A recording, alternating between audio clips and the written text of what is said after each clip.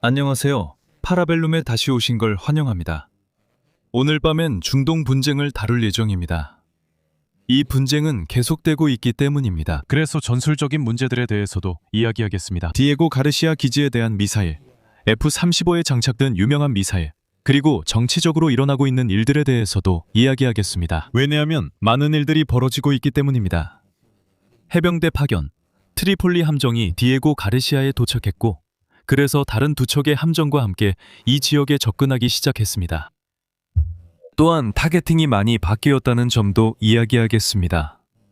최근 72시간 동안 미국과 이스라엘이 이란 지상군을 집중적으로 공격하고 있습니다. 해군은 사실상 더 이상 존재하지 않습니다. 결국 소형전과 수상함을 포함해서 140척이 넘는 선박을 파괴했습니다. maggiore. 또한 전략에 대해서도 이야기하겠습니다. 지난 에피소드를 기억하신다면 우리는 이란의 전략이 걸프 국가들을 공격해서 그들이 미국에 압력을 가하도록 만드는 것이라고 말했었습니다. 그리고 이것은 대략 이틀 전까지는 효과가 있었습니다. 카타르를 비롯한 몇몇 국가들이 예를 들어 액화가스 시스템 중 하나를 재가동하려면 3년이 걸릴 것이라고 불평한 이유부터입니다. 그리고 왜 그들이 그렇게 두려워하는지 보여드리겠습니다. 왜냐하면 그들은 에너지 생산이나 담수화의 30%를 차지하는 일부 시설에 엄청난 전략적 취약점이 있기 때문입니다. 우리가 말했던 일이 실제로 일어나고 있습니다. 즉, 이란의 전략으로 인해 이들 국가가 미국의 압력을 가할 뿐만 아니라 직접적으로 레드라인의 일부로 넘어갈 위험이 있다는 것입니다. 그리고 이 이야기를 끝내기 위해 미국이 그럴 능력이 없다는 것을 깨닫고 그들도 공동 참여자가 되려는 것일까요? 또한 왜 이란의 전략이 단순히 공군력만으로는 무력화하기 어려운지 설명하겠습니다. 유명한 터널들, 그리고 그들의 모자이크식 방어등 때문입니다. 왜냐하면 우리 모두 첫 주에 미사일과 드론 발사가 줄어드는 것을 봤고 그 후 다시 증가하는 모습을 봤기 때문입니다. 그리고 지금은 예전만큼의 규모는 아니지만 여전히 100여 대의 드론과 30, 40발의 미사일이 꾸준히 발사되고 있습니다. 이것은 그들이 꾸준히 나와서 슈댄스쿠트 전술을 사용한다는 뜻입니다. 즉, 트럭이 나와서 발사하고 다시 들어가는 방식입니다. 그리고 이런 것들을 정말 무한하게 가지고 있습니다. 먼저 정치와 마케팅 문제부터 다루겠습니다. 이 전쟁을 이용해 이득을 보는 이들도 있기 때문입니다. 그리고 트럼프의 허풍을 넘어서 정말 큰 움직임들이 있었습니다. 기술 문제는 레오나르도 란차라와 에두아르도 폰타나가, 미국 관련 정치 문제는 다니엘레 모로가 맡습니다. 다니엘레, 부탁드립니다. 트럼프의 발언부터 시작하겠습니다. 그는 중동에서의 적대 행위에 완전하고도 전면적인 해결에 관해 길고 생산적인 대화를 나눴다고 말했습니다. 그는 이란인들에 대해 말하고 있습니다. 2시간이 지나 이란인들은 우리는 아무와도 이야기하지 않았다고 했고 뭔가 일이 일어났습니다. 말씀하세요. 초대해 주셔서 감사합니다. 그럼 바로 이 얘기부터 시작하겠습니다. 트럼프는 8분 전에 백악관에서 연설을 마쳤고 다시 이 주제로 돌아왔습니다. 그러니까 그는 본질적으로 이렇게 말했습니다. 우리는 3세대와 대화하고 있습니다. 즉 첫 번째와 두 번째 무리를 죽였고 이제 세 번째만 남았다고 했습니다. 그는 이 그룹을 일종의 청소년 집단, 약간 광신적인 사람들이지만 어쨌든 로마에서 말하는 크리처처럼 묘사했습니다.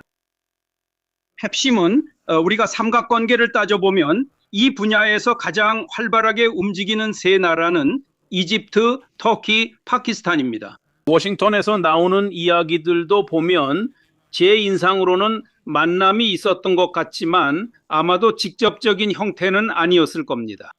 하지만 메시지는 매우 분명합니다. 그는 자신이 빠져든 상황에서 여론조사만 봐도 알 수 있듯이 최근 며칠 사이에 돌처럼 곤두박질 쳤습니다.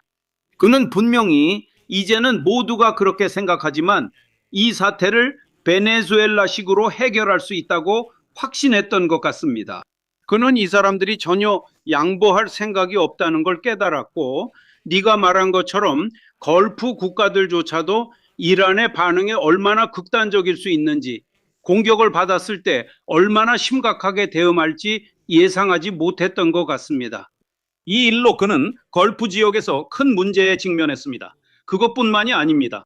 하지만 여러분도 알다시피 특히 아시아에 가보면 이런 석유와 에너지 부족 상황이 전 세계에 피해를 주고 있다는 걸 알 수 있습니다. 그는 약 40분 동안 진행된 이번 회의에서 말을 하지 않았습니다. 이 회의는 불과 몇 분 전에 끝났습니다. 그는 인플레이션 문제나 생활비에 대해서는 언급하지 않았습니다. 그런 문제를 제기할 관심이 전혀 없기 때문입니다. 레바논에 대해서도 말하지 않았습니다. 원하신다면 나중에 그 부분을 더 알아볼 수 있습니다. 트럼프는 종종 그가 말하는 것보다 말하지 않는 것을 해석해야 하기 때문입니다. 그는 이스라엘과 레바논에 대해 아무 말도 하지 않았고 발언 기회가 주어졌을 때도 단 2번만 이야기했습니다. 트럼프는 다른 사람이 하는 말을 최대한 참을 수 있는 사람이라는 건 잘 알려져 있습니다. 몇 분밖에 안 됐습니다. 그는 이것이 전적으로 미국과 이스라엘이 함께하는 작전이라고 말했습니다. 엑세트는 우리가 압도적으로 이기고 있으며 우리처럼 잘한 사람은 없었다고 했습니다. 그들은 자신들의 분대가 세계에서 가장 중요하다고 계속 주장합니다. 그는 평소처럼 우크라이나에 대해 농담을 했어요. 그러니까 젤렌스키, 푸틴에 관한 거였죠. 저는 이 문제를 해결할 수 있을 거라고 확신했는데 그런데 이 두 사람은 정말 제가 상상도 못했던 사람들이었어요.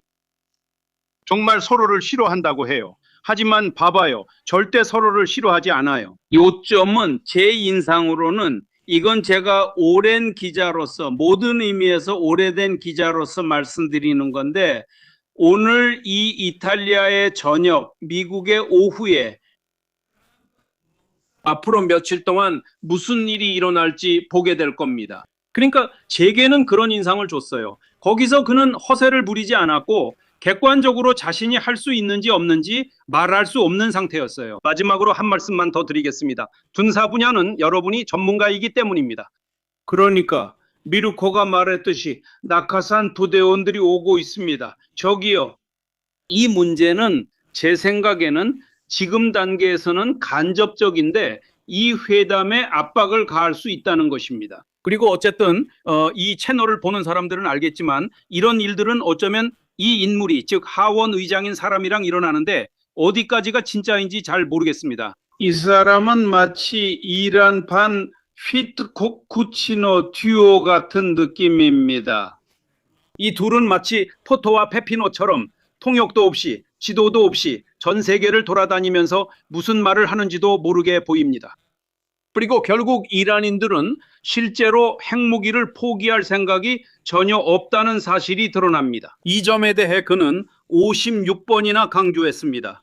이란은 핵무기를 가질 생각을 잊어야 한다고 말이죠. 그건 절대 안 된다고 했습니다. 아니라고 했고 아니라고 했으니 이제 그들이 알아서 하라는 거죠. 그게 다입니다.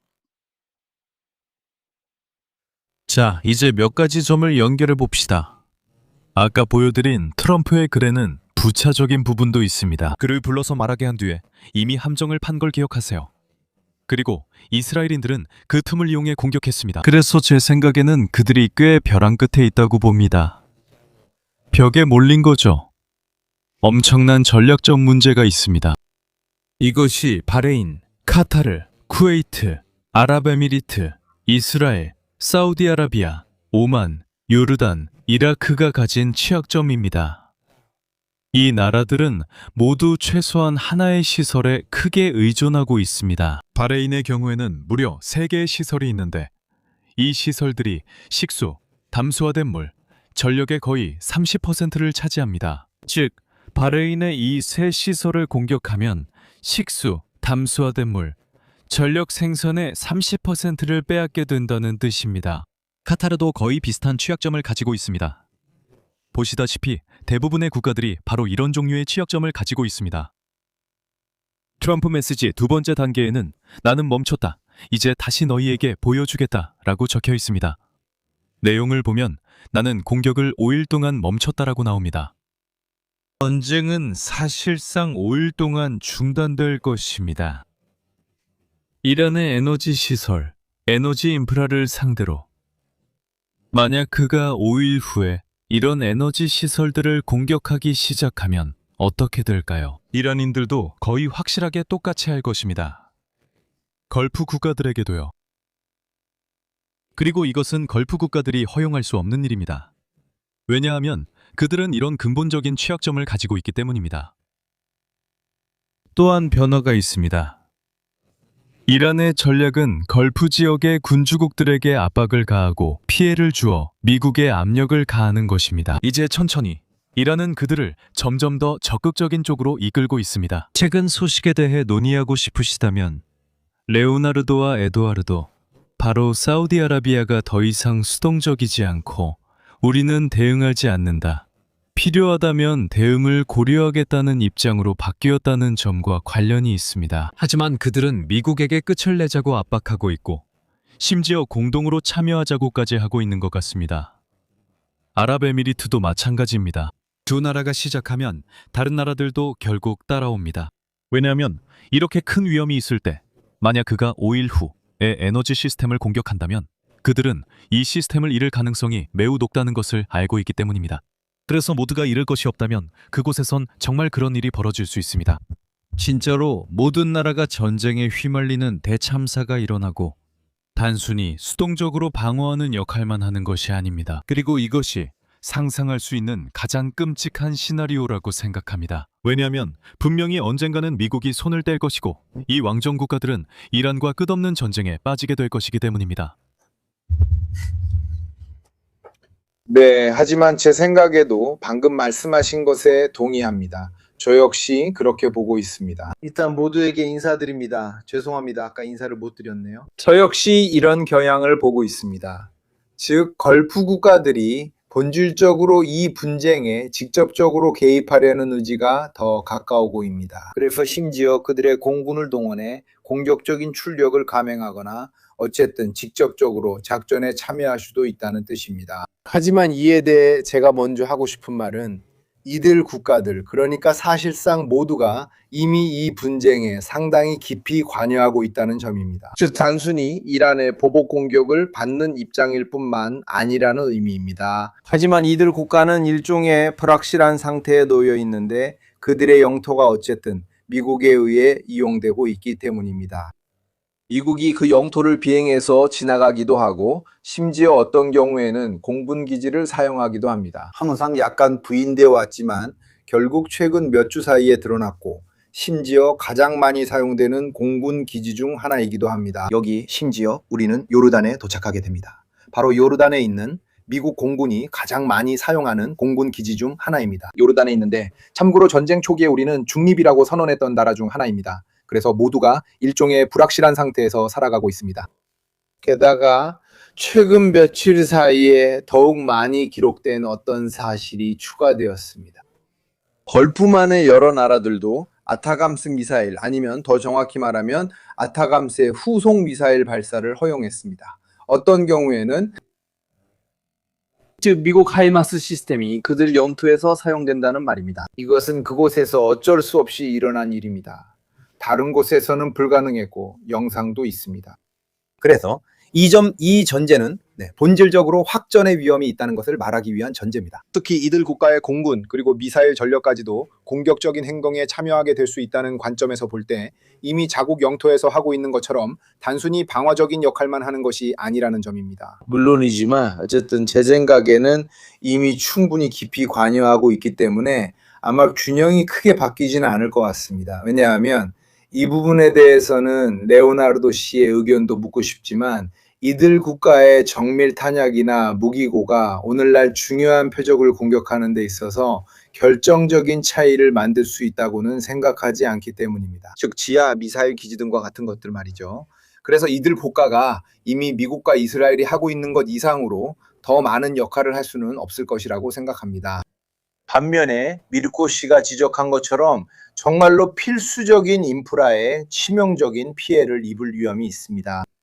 이미 첫 주 이란의 보복 공격, 그러니까 첫 주에 특히 약간의 타격을 입혔던 것을 보면 알 수 있습니다. 한 남자가 말했듯이 데드맨이 아니라 미친 사람, 미안합니다. 미친 사람입니다. 그러니까 이 걸프 국가들은요, 첫 번째 보복 공격이 있었고 우리 모두가 그것을 봤습니다. 그리고 제 생각에는 그 공격은 담수화 시설을 실제로 타격하려는 의도 없이 수행된 것이라고 봅니다. 그래서 그들은 가장 중요한 인프라를 직접적으로 타격하려고 하지는 않았지만 이미 여러 곳의 시설을 공격할 수 있다는 것을 보여줬습니다. 이론적으로는 그 시설들이 세계에서 가장 발전된 탄도미사일 방어 시스템이나 아니면 매우 중요한 방공망으로 방어되고 있다는 것입니다. 이 말을 왜 하냐면, 즉 만약 정말로 모든 것을 걸고 시험을 한다면, 그리고 이 나라들이 실제로 전쟁에 직접적으로 참여하게 된다면, 여러분이 말씀하신 것처럼 저도 이러한 인프라가 손상되거나 공격당할 가능성이 매우 높다고 생각합니다. 왜냐하면 처음 며칠 동안 이란의 이런 종류의 공격으로부터 인프라를 충분히 방어할 수 있다는 것을 보여주지 못했기 때문입니다. 그리고 그곳에서는 이란이 이런 미사일과 드론을 계속 발사할 수 있는 능력, 그리고 비중량에 따라 많은 것이 달라질 것입니다. 하지만 현재로서는 여전히 위험한 수준을 유지하고 있는 것으로 보입니다. 이제 제 차례군요. 네, 모두 안녕하세요. 네, 말씀하신 게 완전히 맞습니다. 제가 이렇게 말씀드리겠습니다. 이 이야기가 시작됐을 때 이란은 두 가지 가능한 전략이 있었습니다. 첫 번째는 군사 목표물을 공격하는 것이었습니다. 그리고 그게 전부였습니다. 그러니까 이란이 가진 모든 것을 걸프 지역의 기지들을 향해 쏘는 것이었죠. 즉 비대칭적이지는 않지만 조금 덜한 접근 방식이었고, 그리고 두 번째 가능성은 민간 목표물도 공격하는 것이었습니다. 결국 나중에 실제로 일어난 일이죠. 즉 걸프 국가들의 정치적, 외교적 압박을 가해서 현지에서 국민들과 그들의 안정감, 그리고 정치적으로 하고 있는 일의 정당성에 영향을 주고 워싱턴에 압박을 가해 이런 선택적인 공격을 중단하도록 하려는 것이었습니다. 두 번째 가능성은 더 전략적인 접근이었습니다. 그들은 요르단의 살티 기지나 그 지역의 바른 미군 기지를 공격하는데 사용할 수 있었던 무기 일부를 희생했습니다. 정치적 압박을 가하기 위해서였죠. 맞아요, 틀려요? 한편으로는 더 많은 병력을 동원해 군사 목표물을 공격해서 자신들에게 돌아오는 반격을 줄일 수도 있었겠죠. 왜냐하면 이미 일어난 일처럼 더 많은 공중급유기, 더 많은 전투폭격기, 더 많은 것들을 공격하기 시작하면 이런 것들이 자신들에게 덜 돌아오게 되니까요. 하지만 그들은 더 정치적, 전략적 접근을 택했습니다. 말이 되죠. 그게 효과가 있을지는 모르겠지만 우리가 처음부터 미르코와 이야기했던 것처럼 이란의 이런 더 전략적인 선택은 의미가 있습니다. 위험합니다. 더 많은 적을 끌어들일 수 있기 때문이죠. 처음에 걸프 국가들은 카피티니 장군이 좋아하는 강한 항의 성명을 내놓았고 그 이상으로는 별다른 말을 하지 않았습니다. 이제 몇 주가 지난 지금 보시다시피 벌써 누군가가 참지 못하고 안다라는 모습을 보기 시작했습니다. 또한 군사 개입을 원합니다. 사우디아라비아는 걸프 지역의 공군으로서는 아마도 최고일 것입니다. 전통도 좀 더 있고 훈련도 좀 더 되어 있는 나라입니다. 얼마나 더인지는 잘 모르겠지만 이름을 언급하지 않는 나라들도 있습니다. 카타르와 아랍에미리트의 공군은 실제로는 작전 능력이 없고 멋진 항공기와 무기는 있지만 실제 임무를 수행할 수 있는 능력은 없으며 거의 퍼레이드용이라는 이야기도 있습니다. 저도 잘 모르겠지만 저 역시 의심이 듭니다. 이 시점에서 이란은, 그리고 마무리하자면 자신의 전략적 선택에 대한 결론을 내려야 합니다. 잘한 선택이었을까요? 아니면 잘못된 선택이었을까요? 이제 그 답을 알게 될 겁니다. 한편 최근 들어 이스라엘을 향한 공격이 훨씬 더 많아졌다는 점을 우리는 이미 목격했습니다. 제가 맞게 말하고 있나요, 미르코? 활동의 이동이 있었습니다. 지금 숫자가 다소 부정확할 수 있는 그래픽을 보여드리겠습니다. 이 그래픽은 터키 아나돌로에서 제작됐으며 일부 과장이 있을 수 있습니다. 하지만 역사 자체는 부정할 수 없으니 숫자는 보지 마세요. 제 생각에 이 숫자들은 다른 모든 출처의 2배, 3배 정도로 과장되어 있습니다. 하지만 우리가 28년 2월부터 15년 3월 사이에 본 것은 부정할 수 없습니다. 화살표를 보세요. 이게 이란이 공격하는 모습입니다. 대략적으로 모두에게 분포되어 있지만 아랍에미리트 쪽으로 많이, 쿠웨이트 쪽으로도 꽤 분포되어 있습니다. 그 후 사우디아라비아와 바레인 등으로 이어집니다. 보시면 3월 16일이나 18일 이후로는 오만, 요르단, 카타르, 바레인, 사우디아라비아, 쿠웨이트 등은 사실상 공격을 멈췄습니다. 그리고 모든 것이 이스라엘로 집중되었습니다. 이것은 말이 됩니다. 왜냐하면 이 아이디어의 중심은 워싱턴보다는 텔아비브 쪽에 더 가깝기 때문입니다. 우리가 이렇게 말해도 될까요? 아니면 음모론자나 에프스타인 파일만 이야기하는 사람으로 취급받을까요? 솔직히 말해서 이 이야기 뒤에는 이스라엘 쪽의 영향이 많이 있습니다. 그리고 이란인들은 매우 전략적인 그들의 전략이 어느 정도 효과가 있음을 깨달았을 겁니다. 그래서 그들은 이스라엘을 설득하기 위해 강하게 압박하기 시작합니다. 그리고 여기서 저는 언젠가는 요경률에 대해 이야기하게 될 거라고 생각합니다. 왜냐하면 일부는 통과하거든요. 맞아요. 네, 이스라엘에 대해서는 큰 검열이 있습니다. 말씀드리지만 기자들이 차단당하고 등등입니다. 이것이 데이터입니다. 하락세를 볼 수 있습니다. 2월 28일 미사일과 드론 사이에서 350개의 미사일, 800개의 드론 등등입니다. 8일과 9일 사이에 엄청난 하락이 있다는 것을 분명히 볼 수 있습니다. 그 다음에는 일정하게 유지되는 것을 알 수 있고 지금은 미사일이 소수지만 다시 증가하고 있습니다. 왜냐하면 당연히 사용하기가 점점 어려워지기 때문입니다. 이 부분은 나중에 다시 보겠습니다. 그들이 추적 중입니다. 드론 시스템을 겨냥한 폭격 영상이 다리 아래나 터널 출구 등에서 자주 보입니다. 드론의 경우에는 훨씬 덜하며 드론은 계속 일정하게 유지되고 있습니다. 만약 일정함이 있다면 제 군사적 관점에서 볼 때 그것은 당신이 상대의 전력 대응을 이 수준 이하로 줄이지 못하고 있다는 의미입니다. 그리고 이 수준만으로도 걸프 국가들에게 많은 문제를 일으키기에 충분하기 때문에 당신은 목표를 달성하지 못했다고 말할 수 있습니다. 이 그래프에서 추가로 말씀드리면 잘 안 보일 수 있는 세부 사항이 분명히 드러납니다. 여기 보이는 저 빨간색 미사일들은 이론상 탄도미사일과 크루즈 미사일 모두 포함되지만 제가 알기로 대부분 탄도미사일입니다. 이란인들은 탄도미사일을 많이 사용하고 이렇게 보면 적어 보일 수도 있는 건 사실입니다. 하지만 몇 달 동안 하루에 1015발의 미사일이 쏟아진다고 상상해 보세요. 러시아 우크라이나 전쟁을 보면 당연히 엄청난 양의 무기가 사용되고 있지만 하루에 1015발의 탄도미사일은 결코 적은 숫자가 아닙니다. 물론 여기서 우리가 말하는 것은 비교를 들어볼게, 에두아르도. 러시아가 최근에 감행한 마지막 공격에서는 300대의 드론 여러 종류의 K-파카 중 10대, 그리고 7발의 이스칸데르 탄도미사일이 사용됐어. 맞아. 하지만 우리가 말하는 것은 평균적으로 하루에 25, 30발의 이스칸데르야. 맞아. 이 부분은 사람들이 종종 과소평가해. 우리는 이제 엄청난 수의 드론에 익숙해져서 이런 탄도미사일들이 갖는 엄청난 중요성을 덜 생각하게 되는 거지. 그러니까 만약 그들이 이런 속도를 계속 유지할 수 있다면 곧 단순히 보유 중인 미사일만 발사하는 게 아니라는 뜻이야. 산속, 산기슭, 기지 안에서 말이야.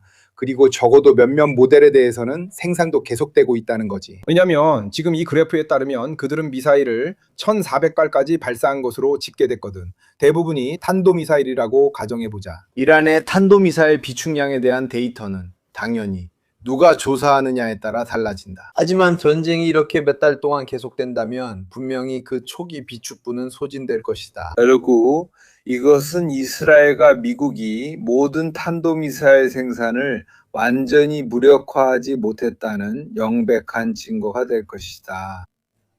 이것이 바로 이란이 최소한 단거리 탄도미사일 한 종류와 중거리 탄도미사일 한 종류의 생산을 보존하고 일부를 이전하는 데 성공한다면 그것이 핵심 목표 중 하나라는 것이다. 이 두 모델 생산이 확립된다면 이스라엘과 걸프 국가들을 계속 위협할 최소 조건이 충족된다고 할 수 있습니다. 지하 기지 안이나 아니면 미국과 이스라엘이 도달할 수 없는 지역, 그러니까 대체로 지하이거나 아니면 그 나라에서 가장 접근하기 어려운 구석에 말이죠. 이건 정말 중요한 카드입니다. 다시 한번 살펴보겠습니다. 소모전, 즉 이 전쟁이 멈추지 않고 러시아 우크라이나 전쟁처럼 장기화된다면 말이죠. 바로 그거죠. 거기서 정말로 전쟁 초기에 했던 모든 얘기들이 중요해질 겁니다. 요격 미사일의 비축량, 요격 미사일 생산에 관한 이야기들이요. 왜냐하면 한두 달만 계속되는 것과 더 오래 지속되는 것은 완전히 다르기 때문입니다. 상대가 당신에게 10발을 쏠 수 있다면 미안한데 사실 100발이나 쏠 필요도 없어요. 300발을 쐈을 때도 이미 우리가 봤잖아요. 결국 피해는 그렇게 크지 않았어요. 특히 군사 목표물에 대해서는요. 적어도 작년에는 그랬습니다. 오늘은 훨씬 더 신중하게 많은 표적을 파격하는 데 성공했어요. 특히 우리가 본 건 레이더 시스템, 타드 등입니다. 그래서 그들에게는 단순히 미국인들에게 정치적으로 감당할 수 없는 위기를 유지하기 위해 하루에 드론 100대와 미사일 25발 정도만 쏘면 충분합니다. 아마도 6개월에서 1년간 쓸 비축분이 있을 겁니다. 생산량까지 고려하면 이 전략을 계속 유지할 수 있습니다. 이것이 국가별 통계입니다. 이란 미사일, 탄도미사일, 그리고 드론이 사우디아라비아에 발사된 횟수입니다. 보시다시피 그리고 이쪽은 바레인에서의 통계입니다. 점차 줄어들고 있는 것을 볼 수 있습니다. 이쪽은 아랍에미리트에 대한 공격입니다. 초기 전략에 비해 명확하게 감소세를 볼 수 있습니다. 내가 말했던 모자이크식 방어에 대해 나도 자주 말했지만 이란을 보면 마치 모르도르처럼 보입니다. 산으로 둘러싸여 있고 가운데 계곡이 있으면 정말 쉽지 않죠. 이런 나라를 침공하려고 시도하는 건 베네수엘라가 아니고 이란은 인구가 9천만 명이 넘습니다. 하지만 가장 어려운 점은 그들이 40년 동안 바로 이런 상황에 대비해 준비해왔다는 겁니다. 그리고 이런 종류의 기지들은 보시다시피 밖으로 나가서 이른바 슈덴스쿠트라고 하죠. 나가서 발사하고 하지만 대부분의 시간은 이 안에 있습니다. 갤러리를 파괴해서 그들을 안에 가둬둘 수는 있지만 분명히 두더지처럼 수십 개의 출구가 있을 겁니다. 이것들도 선전용 이미지로 거대한 기지를 보여주는 거죠. 하지만 저는 종종 공격당한 영상에서도 그저 단순한 구멍일 때가 많다는 걸 자주 봤어요. 산 옆에는 사실 트럭이 있었고 그건 트럭을 가리기 위한 덮개였어요. 그리고 이런 건 원하는 만큼 만들 수 있죠. 이런 방식은 공군력으로 막을 수 없어요. 이건 알바니아의 벙커들 같아요. 알바니아의 벙커들 말이죠. 이 복스. 질문이 하나 보여서 그 질문에 대해 코멘트를 하려고 합니다. 당시 몇 개의 발사대가 여전히 운영 중이었는지에 대한 질문이었죠. 이번 전쟁 이후 가장 많이 언급되는 이야기 중 하나가 우리에 관한 것입니다. 특히 이스라엘 사람들이 이스라엘이나 미국 군대가 대부분의 발사대를 파괴했다고 말합니다. 그래서 특히 전쟁 초반에는 낙관적으로 우리는 이란의 위협 대부분을 무력화시켰다고 말하곤 했습니다. 하지만 우리가 본 자료에 따르면 이 말이 꼭 사실은 아닌 것 같습니다. 우선 물론 저도 정확히는 모릅니다. 정확히 얼마나 남았는지는 저도 모릅니다. 이를 정확히 안다고 하는 사람은 믿지 마세요. 이게 제 첫 번째 답입니다. 그리고 무엇보다도 언론 등에서 돌아다니는 그 숫자들, 특히 이번 경우에는 이스라엘 측에서 나온 숫자들을 너무 믿지 않는 것이 좋겠습니다.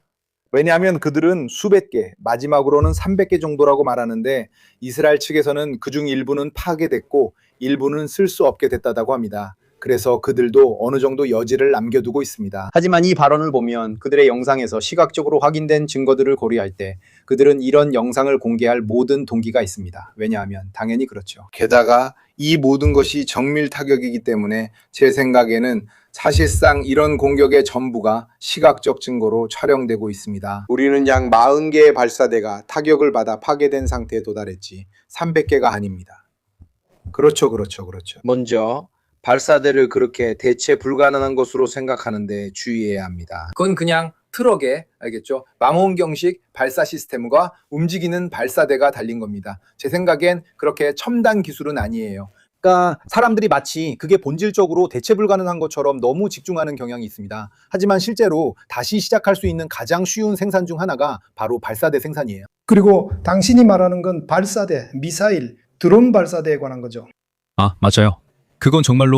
그건 램프로 달린 소형 트럭 같은 거예요. 사실상 그렇죠. 가끔은 발코니만 있으면 충분해요. 소형 트럭도 필요 없고 누군가 가져다 주기만 하면 돼요.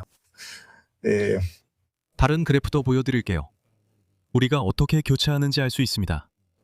처음엔 큰 하락이 있고 이후엔 대체로 일정하게 유지됩니다. 보시다시피 30, 20, 25, 38 그리고 대략 100대의 드론에 대한 데이터가 비슷합니다. 보시다시피 이런 꾸준한 흐름으로 인해 분명히 시장과 압력이 영향을 받고 있습니다. 즉, 해상보험사 입장에서는 드론이 25대가 날아다니든 100대가 날아다니든 미사일이 10발이 날아가든 30발이 날아가든 전혀 달라지는 게 없습니다. 사실은 보험사들은 드론이 한 대만 있으면 보험을 제공하지 않습니다. 더 많은 드론을 유지하며 적응 중이고 이 과정에서 보험료 인상 가능성이 높습니다. 게다가 미사일 얘기만 할 수 있는 게 아니라 지뢰도 있습니다. 그리고 선박들은 그것만 얻을 필요가 없고 오르무즈 해협에서는 더 저렴하고 경제적이며 다양한 것이 충분합니다. 자살형 해상 드론과 퍼스트 퍼슨 뷰 드론도 있으며 그들도 그곳에 도달할 수 있습니다. 피해는 적지만 선박 승무원, 특히 유조선 승무원이 사망하면 쉽게 구할 수 없습니다. 그들은 단지 일하러 온 것뿐입니다. 불쌍한 사람들이네요. 추진 부근만 맞으면 충분합니다. 결국 다시 정치 문제로 돌아갑니다. 트럼프의 발표와 이란의 부인 이후 석유 거래자들은 선물에 베팅해서 이익을 얻고 있습니다. 제가 틀리지 않았다면 650억을 위해 약 1조의 거래가 있었습니다. 다니엘레, 왜 사람들이 이 이야기를 하고 이것이 어떻게 일종의 임무가 되었는지 설명해 주실 수 있나요? 부탁드립니다. 사람들이 이야기할 뿐만 아니라 전 세계의 다양한 소셜 미디어를 보면 거의 드물게 모두가 동의하고 있습니다. 이런 상황에서 그러니까 사실상 모두가 트럼프가 연설하기 몇 분 전에 엄청난 내부자 거래가 일어났다고 말하고 있습니다. 그리고 정확히 5번째, 바로 여기 브리티시 브로드캐스팅 코퍼레이션 보도문의 5번째 단락을 보면 그렇습니다. 거의 모든 시장이 한 목소리로 내는 이런 의혹에 대해 백악관의 반응이 있습니다. 백악관은 내부자 거래와 싸운다고 말합니다. 어떻게 보면 말은 하지만 실질적으로는 우리 내부에서 나온 일이라는 뜻이죠. 또 다른 정치적인 관점은 바로 이 2번째 트럼프 대통령 임기의 전체 조직과 관련이 있습니다. 뉴욕 증권거래위원회, 즉 이론적으로 내부자 거래를 막아야 하는 기관이 이 대통령 아래에서 그들이 꿈도 꾸지 않는 마지막 일은 누군가가 15분 만에 부자가 됐는지 확인하러 가는 것입니다. 그래서 본질적으로 부패한 아주 나쁜 메시지가 있을 뿐만 아니라 네가 훔쳤다는 거야, 이렇게 말하자면 네가 훔쳤다는 거지. 그리고 BBC의 백악관이 답변한 성명에서 어느 정도 인정하는 부분이 있습니다. 모든 것이 그렇게 시작됐고 그게 가장 가능성 높은 일이죠. 왜냐하면 이런 일이 일어나기 몇 분 전에 개입하는 건 정말 어려웠기 때문이죠. 이미 준비가 되어 있지 않다면 1시간 만에 6억 5천만 달러를 움직일 수는 없습니다. 맞아요. 그뿐만 아니라 이런 종류의 배팅을 받아들일 수 있는 시스템도 준비되어 있어야 합니다. 그리고 다시 한번 강조하지만 설령 누군가가 당신을 잡아내더라도, 그리고 며칠 안에 어떤 탐사 기자가 당신을 밝혀내더라도 SEC는 당신에게 아무런 조치도 취하지 않을 거라는 걸 알아야 합니다. 즉 당신은 시장에 해를 끼칠 수 있는 정보를 이용해서는 안 되는 시스템 안에서 게임을 한 셈입니다. 왜냐하면 당신은 다른 투자자들의 돈을 훔친 거지 돈을 누구에게서 훔쳤는지 모르는 게 아니라 시장에서 훔친 거고, 그럼 시장의 거래가 올바른지 누가 감시해야 하죠? 어차피 당신이 전리품을 가져가도록 내버려 둘 거라는 걸 이미 알고 있잖아요. 그리고 모두들 안녕히 주무세요.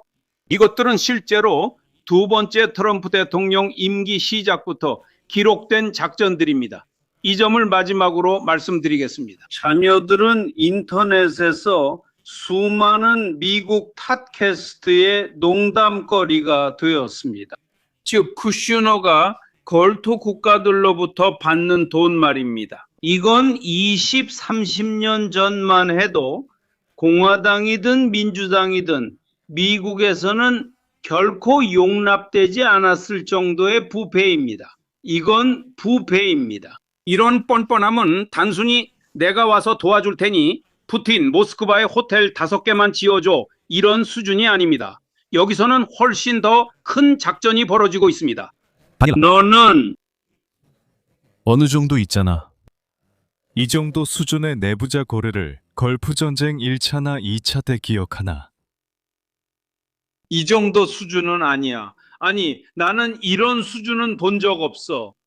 그뿐만 아니라 생각해보면 계속해서 이 즐거운 복사본에 집착하고 있어. 내 생각에 토토와 페피노가 밀라노 두오모 광장에 가는 것 같아.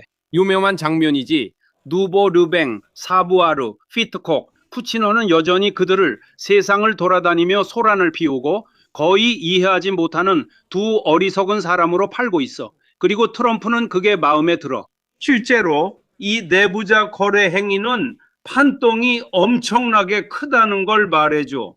여기서는 중고 전보 비행기를 그냥 주는 정도가 아니야. 대통령에게는 스위스인들이 금괴를 가져다 줬거나 아니면 불쌍한 마차도 야당의 수장이 노벨상을 가져다 줬다는 거야. 그러니까 이 사건은 절대 과소평가해서는 안 될 정도로 심각하게 뉴욕 증시에 투자하는 세계 자본주의를 건드린 거야. 왜냐하면 네가 이런 돈을 벌면 결국 그 돈은 누군가에게서 훔친 것이기 때문이야.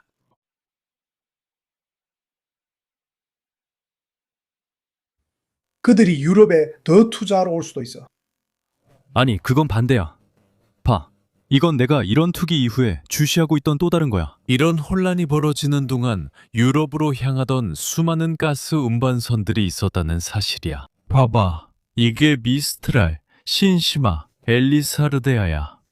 얘네가 어떻게 움직이는지 봐. 전부 아주오로 가고 있어. 봐봐. 이런 관점에서도 아주 큰 문제가 생기고 있어. 유럽에서 주문했던 것들이었는데 아시아에서 더 많은 금액을 제시하니까 그쪽으로 방향을 틀었어. 이것들은 유럽으로 향하던 가장 중요한 가스 운반선들 중 일부야. 봐, 갑자기 어떻게? 날짜를 봐봐. 이게 흥미로운 점인데 갑자기 전부 항로를 바꿔. 사실상 그들은 인수계약을 무효화해. 왜냐하면 더 높은 제한을 받았기 때문이고, 그래서 전부 아시아로 가버려. 이게 지금 일어나고 있는 일이야. 그리고 왜 우리가 유전자에 대해 40%나 더 내야 하는지 궁금하지? 게다가 트럼프도 위협을 했어. 그리고 나중에 유럽 얘기도 하게 될 거야. 참여해라, 이리 와라, 저리 가라, 이런 얘기들 말이야. 왜냐하면 이런 것들이 상황을 많이 바꾸거든.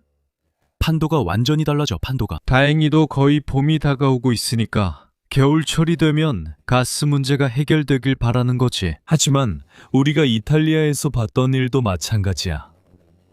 멜로니가 2주 동안 유류세를 없애는 조치를 했던 것처럼 말이지.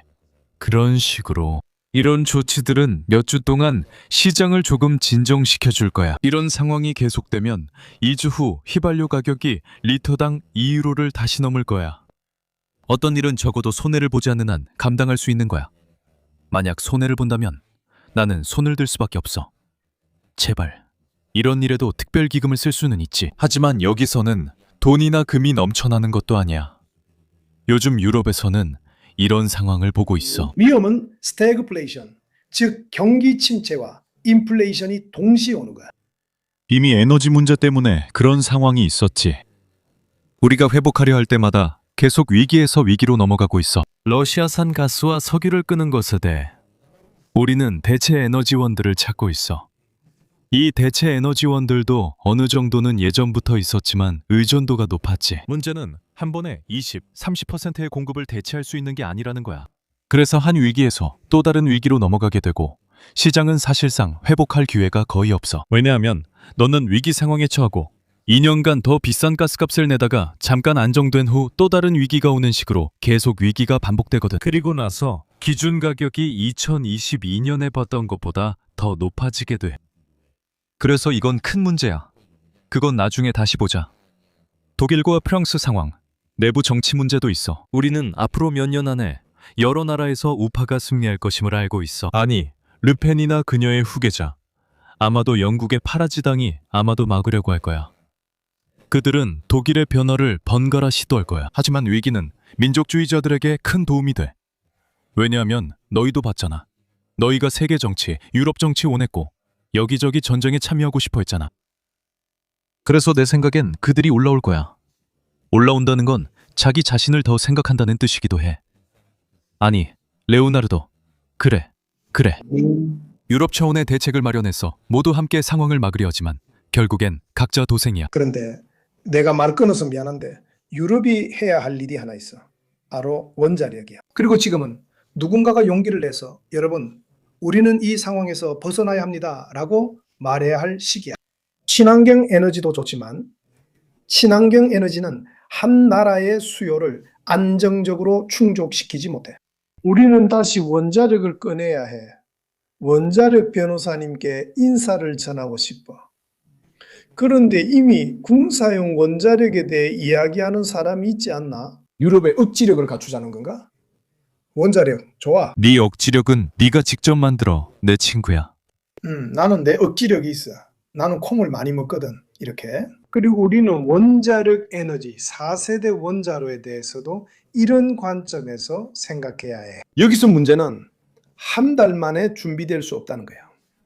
우리는 늦었어. 이탈리아에서는 이미 2번이나 거부했으니까. 우리가 똑똑해서 그렇지. 하지만 유럽 차원에서 원자력에 대해 더 많은 노력이 필요하고 이제 그 일이 시작되고 있어. 그래, 이탈리아에는 특이한 점도 있어.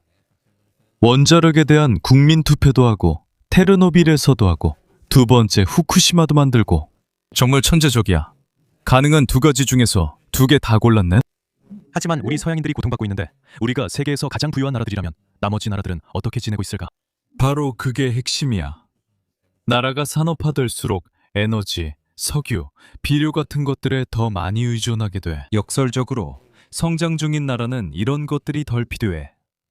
왜냐하면 우리처럼, 예를 들어 이탈리아 북구처럼 그렇게 기계화된 산업이 없기 때문이야. 그래서 이건 특히 우리에게 더 크게 다가와.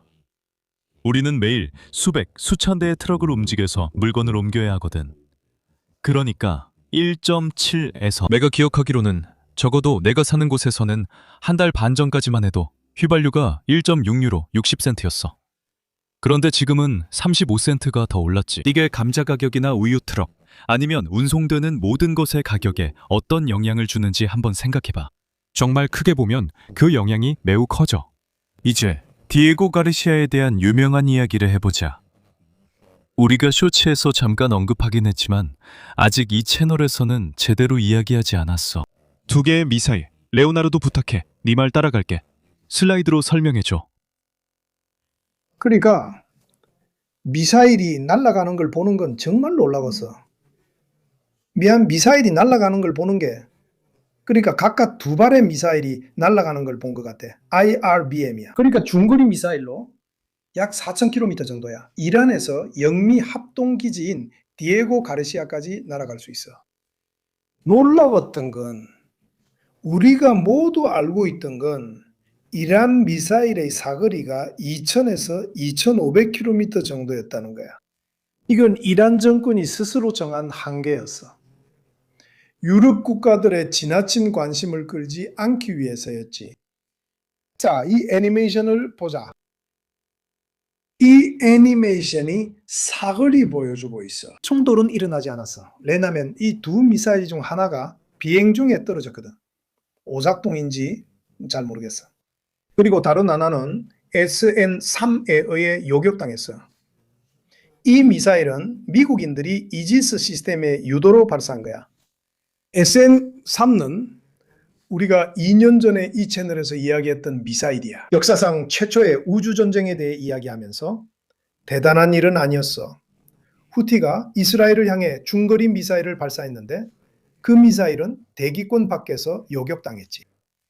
대기권 밖에서의 교전이었지. 미르코가 보여주는 이 애니메이션에서 이 물체가 킬 비히클이라는 걸 볼 수 있어. 왜냐하면 SM3는 미사일이기 때문이야. 테라리아처럼 다단계로 이루어져 있고 마지막 단계가 바로 킬 비히클이야. 여기저기서 나오는 이 불꽃들을 보이지. 이게 뭘까? 왜냐하면 카르만 라인이라고 불리는 100km 고도를 넘어서면 비행과 조종을 유지할 공기가 더 이상 없기 때문이야. 그래서 공기가 없는 곳에서 조종을 하고 싶다면 해결책은 작은 물질 분사 장치야. 보통은 작은 로켓 엔진을 사용하지. 그래서 대기권 밖을 나는 물체를 조종할 때는 날개를 사용하지 않아. 왜냐하면 움직일 수 있도록 지렛대 역할을 해줄 공기가 없기 때문이야. 그래서 이런 작은 분사 장치를 사용하는 거지. SM-3는 과거에도 중거리 미사일에 대해 좋은 성과를 보여줬고 이번에도 효과가 있었을 수 있어. 그럼 이 4,000km는 어디서 나온 거지? 자, 사실은 두 가지야.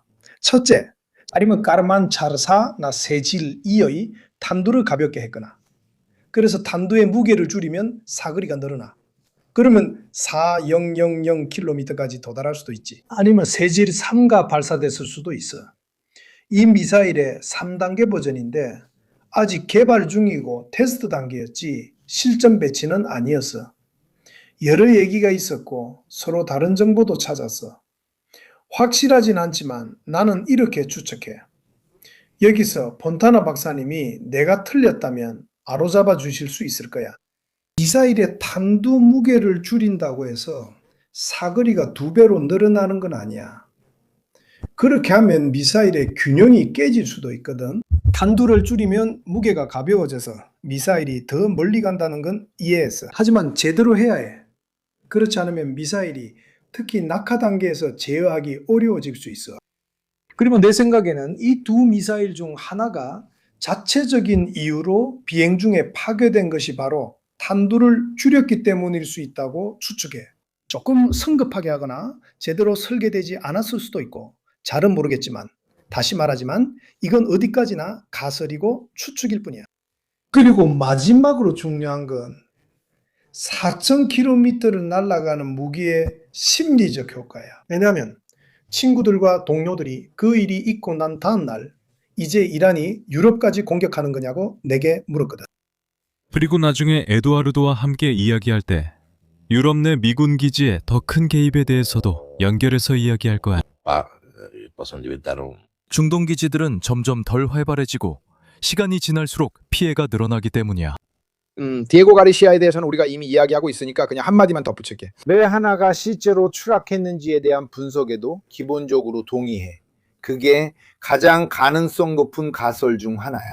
이론상으로는 최대 2,500km까지 도달하는 미사일 중 하나를 아마도 시간에 쫓겨 급하게 개조했기 때문일 수도 있어. 물론 약간 개조된 일종의 프로토타입을 만들어서 오작동이 발생하지 않도록 할 수도 있지. 덧붙여서 내가 틀리지 않았다면 미국인들이 격추된 것이 그거였다고 말했던 것 같아. 맞는지 잘 모르겠지만 아마 그거나 다른 거였던 것 같아. 내 생각에. 격추된 것은 이란에서 약 3,200km 떨어진 곳에서 격추된 거야. 그러니까 실제로 방어 거점까지 도달하지는 못했지. 그리고 우리가 봤듯이 S-3 미사일은 충돌 훨씬 전에 요격하니까. 그래서 내 생각에 이건 중요한 요소야. 왜냐하면 우리가 확실히 그 미사일이 에고베르시아까지 도달하지 못한다고 말할 수 있는 것도 아니고 도달할 수도 있다는 뜻이거든. 그리고 내 생각에 중요한 또 다른 세부 사항을 덧붙이자면 이란 측에서는 어쨌든 이런 공격을 했다는 사실을 부인했다는 점도 말해야 해. 물론 우리가 증거를 가질 수 없다는 건 아니야. 아마 증거를 가진 유일한 사람들은 구축함의 승무원들이나 아니면 레이더를 본 사람들이겠지. 솔직히 나는 이게 일종의 가짜인지 아닌지에 대해 명확한 생각을 갖고 있진 않아. 지금까지 다른 경우에는 내가 틀리지 않았다면 이란 측에서 사실상 모든 공격을 인정해 왔다는 점은 말해야겠어. 터키에서 일어난 일들 빼면 거기도 의문은 있어. 이번 경우에는 레오나르도도 말했듯이 실제로 이 미사일들의 사거리를 늘릴 수 있다는 점이 사실이야. 왜냐하면 이 미사일들은 이미 상당한 사거리를 가지고 있을 뿐만 아니라 종종 매우 무거운 탄두를 가지고 있기 때문에 그래서 충분히 그렇게 할 수 있어. 아니야, 에두아르도. 많은 미사일은 다양한 탄두를 장착하도록 설계됐어. 예를 들어 러시아 미사일은 핵탄두나 운동에너지 탄두로 쓸 수 있어. 맞아. 바로 설계 단계에서부터 이런 가능성을 염두에 두고 있어. 내가 생각나는 마지막 요인이 하나 더 있어. 이란이 이 위성을 궤도에 올리기 위해 사용하는 발사체를 심지어 군사적으로 사용할 가능성에 대해서도 언급된 적이 있어. 이란은 성능이 더 뛰어난 몇몇 발사체를 보유하고 있지만 이는 사실상 완전히 새로운 일이다. 그리고 내 생각에는 우리가 제시할 수 있는 모든 가설 중에서 그게 가장 가능성이 낮은 것 같아요. 그래서 디에고 가르시아에 대해서는 이런 의문점들을 남기고 마치겠습니다. 모두 감사합니다. 저는 또 다른 가설이 하나 있는데 그게 아마 우리가 생각할 또 다른 가설이 있습니다. 이란인들은 디에고 가르시아를 부인했지만 어쩌면 그들이 디에고 가르시아가 아닌 다른 배를 향해 가고 있었을지도 모릅니다. 그러면 그런 경우에는 디에고 가르시아를 향하고 있었습니다. 하지만 사건이 발생한 거리가 3,200km라고 믿어야 한다면 전쟁 전 이란 소식통이 1,500km 대함 탄도미사일을 언급했던 게 기억납니다. 그것만 해도 대단한데 3,000km라면 정말 말도 안 됩니다. 저는 그게 전혀 말이 안 된다고 생각합니다. 단순히 미사일을 발사하고 그 미사일이 떨어질 때쯤이면 그 배는 이미 이동해 버렸기 때문입니다. 저는 심지어 6,000, 7,000km까지 간다는 얘기도 들었는데 제 생각에는 그건 정말 말이 안 된다고 봅니다. 지금 문득 떠오른 또 다른 세부 사항이 있는데요. 만약에 그러니까 미국과 이스라엘 소식통들이 전한 이 시도된 공격에 관한 이야기가 사실이라는 거죠. 3,200명이 움직였다는 주장만 믿더라도 그러니까 그들이 거기까지 도달했다고 가정해 봅시다. 어쨌든 이것은 유럽의 중요한 지역과 시칠리아 그리고 이탈리아 본토의 일부까지 도달했다는 의미가 됩니다. 그리고 그들이 어디까지 도달하고 치료를 받으러 갈 수 있는지에 따라 달라집니다. 물론 우리가 그래프에서 본 것처럼 유럽의 대부분이 위험에 처하게 됩니다. 그리고 저는 항상 기억해야 한다고 생각합니다. 한편 이란이 탄도미사일을 유럽에 발사하는 건 거의 의미 없다는 점입니다. 왜냐하면 그렇게 하면 정확도가 정말 말도 안 되게 떨어질 것이고 우리가 말했듯이 탄두의 크기를 너무 줄여야 해서 큰 탄두로 낮은 정확도를 보완할 수도 없기 때문입니다. 그래서 그런 미사일은 정치적인 목적으로만 사용될 것입니다. 그렇게 말할 수 있겠죠. 하지만 한편으로는 글쎄요, 저는 그들이 그렇게 할 거라고는 생각하지 않습니다. 물론 그들이 그렇게 할 수도 있겠지만요. 하지만 그런 미사일도 일부 지역에서는 요격하기 어려울 수 있습니다. 반면에 유럽 대부분 지역에서는 특히 루마니아에 있는 이지스 시스템으로 요격이 가능할 것입니다. 그리고 기술적으로는 키프로스 근처에 있는 미국 해군 구축함들도 앞서 언급한 S-3 미사일로 요격이 가능합니다. 즉 이런 전력이 배치되어 있다면 제한적인 미사일 발사에는 안전하지만 미국 해군 구축함이 없으면 상황이 달라집니다. 예를 들어 제가 본 한 시뮬레이션에서는 시칠리아가 이탈리아에서 유일하게 약간 방어가 취약한 지역으로 나타났습니다. 하지만 이것도 정말 예외적인 경우입니다. 그러니까 불필요하게 불안감을 조성하고 싶지는 않습니다. 조금 더 가족이나 친구처럼 편하게 생각해야 합니다. 다니엘레가 답변하기 전 에프스타인 파일 언급 여부를 말씀드리기 전에 먼저 제가 읽은 내용에 답변하고 싶었습니다. 카라체올라는 투어 참가자들이 이스라엘인인지 물었습니다. 기분 상하게 들리지 않길 바랍니다. 하지만 이스라엘이 3,200km 미사일을 쏘면 전 세계가 발사 위치를 알 수 있습니다. 그들은 3,200km를 날아가는 미사일을 발사할 수 있는 항공기 발사 능력이 없습니다. 디에고 가르시아 방향으로요. 이스라엘에서 미사일을 발사해야 할 텐데 그러면 전 세계가 다 볼 겁니다. 제 생각에는 최대한 가능한 것은 터키의 경우처럼 그게 좀 불분명했죠.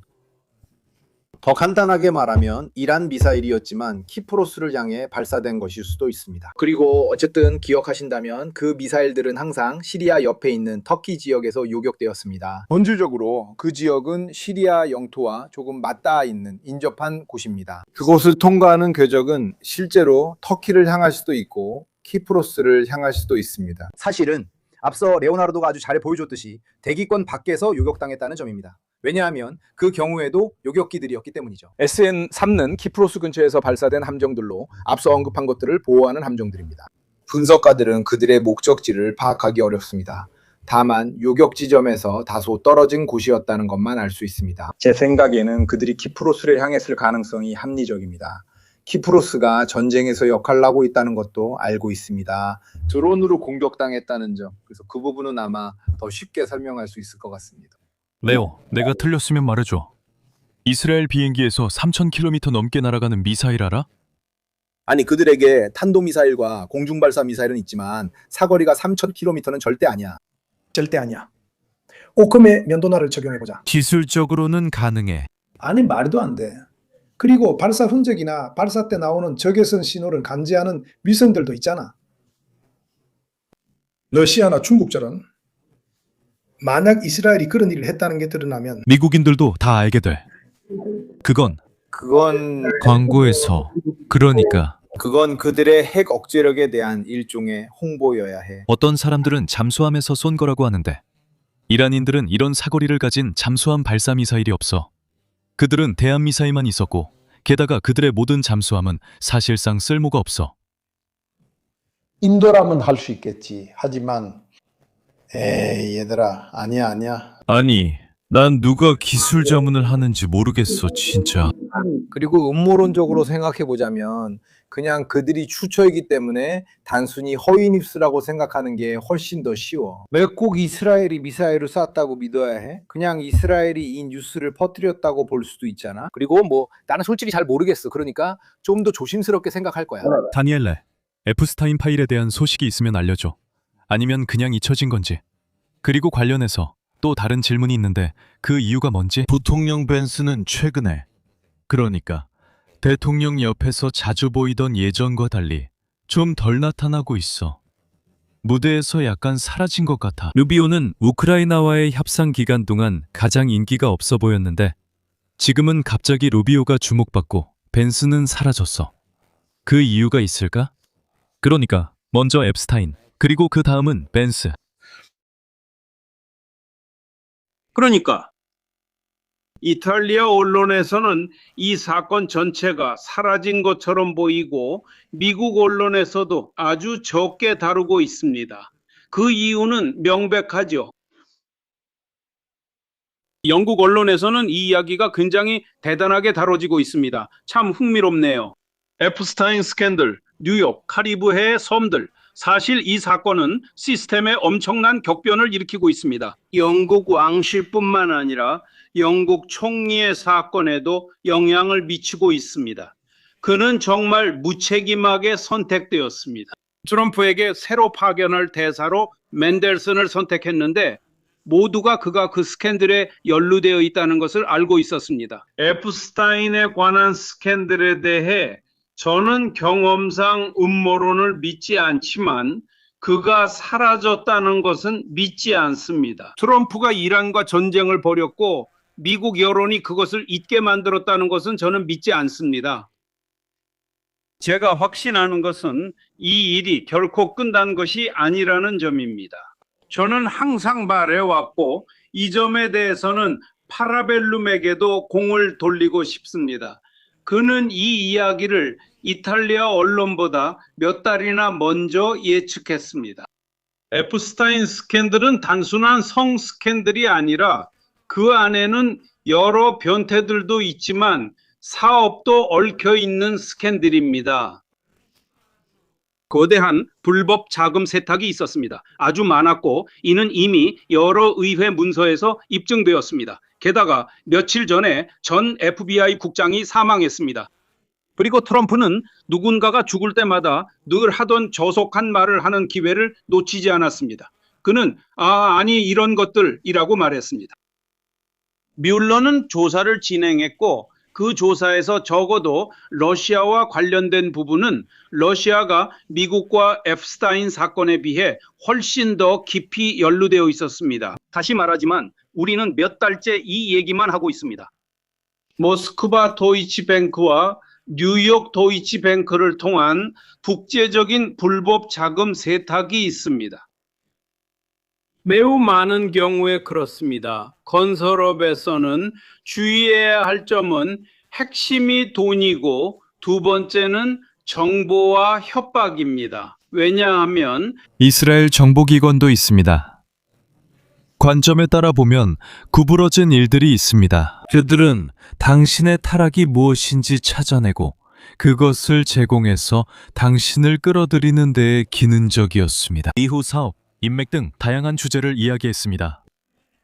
그러니까 정보기관들, 하지만 제 말은 이탈리아에서도 역사적 기억이 있는 사람들에게는 말이죠. 데 로렌초 장군의 피아노 솔로 사건 당시 정치인들에 대해 작성된 유명한 보고서들이 있었습니다.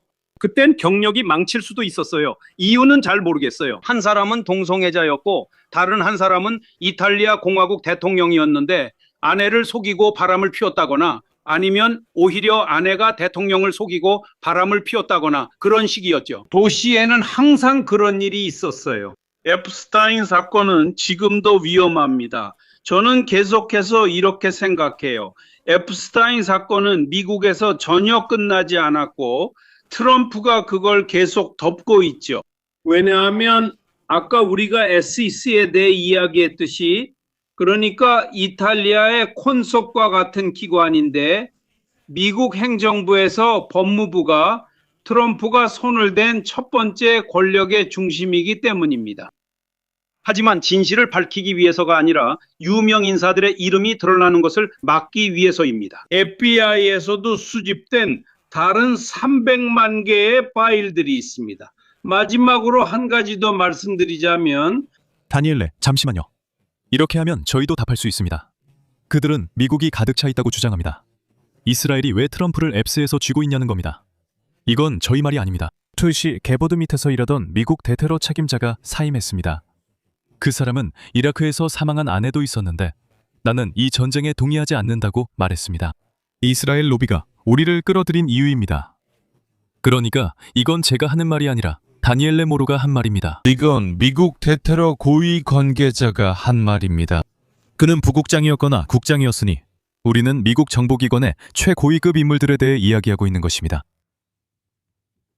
바로 들어가겠습니다. 이 부분이 정말 흥미롭네요.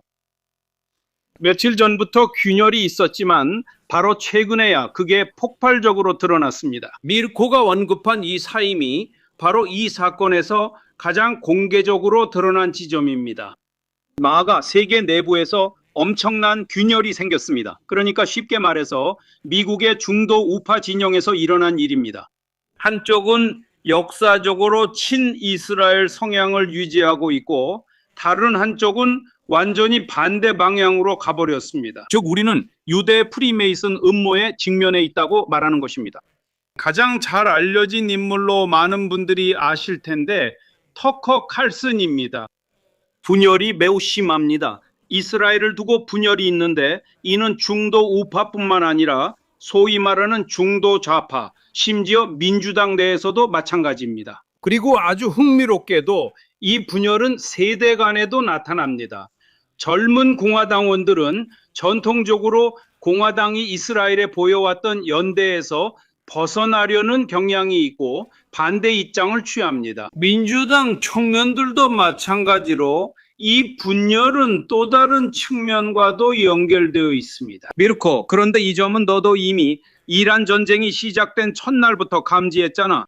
즉 마법사 세계의 일부가 트럼프에게 이렇게 말한 거야. 친애하는 대통령님, 당신이 나에게 투표하라고 했잖아요. 그렇지 않으면 바이든, 오바마, 해리스가 남아서 제3차 세계대전을 일으킬 거라고요. 당신은 더 이상 전쟁이 없을 거라고 했는데 14개월 만에 전쟁을 8번이나 일으켰잖아요. 그러니까 그는 나이지리아까지 폭격하러 갔어. 그뿐만 아니라 이번에는 더 심각한 게 있어. 바로 오늘 밤 우리가 이야기하는 주제이기도 한데 너는 아무도 어떻게 빠져나올지 모르는 분쟁에 끼어들었어. 그리고 아까 1시간 반 전에 우리가 이야기했던 그 만남을 보면 내게는 그런 인상을 줬어. 이 상황에서 빠져나올 줄 모르는 첫 번째 사람은 말만 번지르르 하고 자신이 세상에서 제일 똑똑하고 잘생겼다 말하는 바로 그 사람이야. 세 번째로 이와 매우 밀접한 점이 있어. 벤스는 이미 사라졌었지. 기억나면.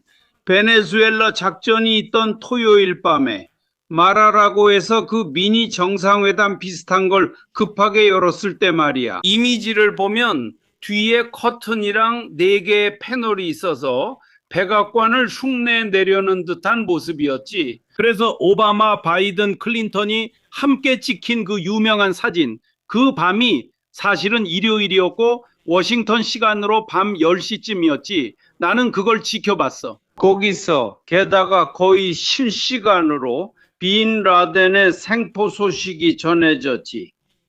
이미 마두로 작전 때는 벤스가 없었어. 이 몇 주 동안도 계속 벤스는 나타나지 않고 있어. 여러분도 아마 오늘 아침에 보셨겠지만 파키스탄에서 온 소식에 따르면 우리 파키스탄인들이 이란인들과 대화하기에 가장 적합하다고 생각하는 사람이 바로 벤스일 수도 있다고 했어요. 오늘 저녁에 트럼프도 그 사람을 언급했지만 이해를 돕기 위해 말하자면 루비오, 푸치노, 휘트콕 등 10명의 이름을 거론했어요. 그리고 2번이나 벤스도 있다고 했지만 주의할 점은 벤스가 그 자리에 없었다는 겁니다. 제 생각에는 정말로 저는 음모론자가 아니지만 제 경험상 이 분열은 아직도 남아있는 것 같습니다. 지난주에 나온 몇몇 여론조사에 따르면 트럼프에게 투표한 사람들 중 약 15%가 이번 조치에 동의하지 않는다고 합니다. 제 생각보다는 적은 수치입니다. 벤스의 선택이 있습니다. 선택에 대해 말하자면 벤스는 기회주의자였습니다. 그는 트럼프가 히틀러라고 말했었죠.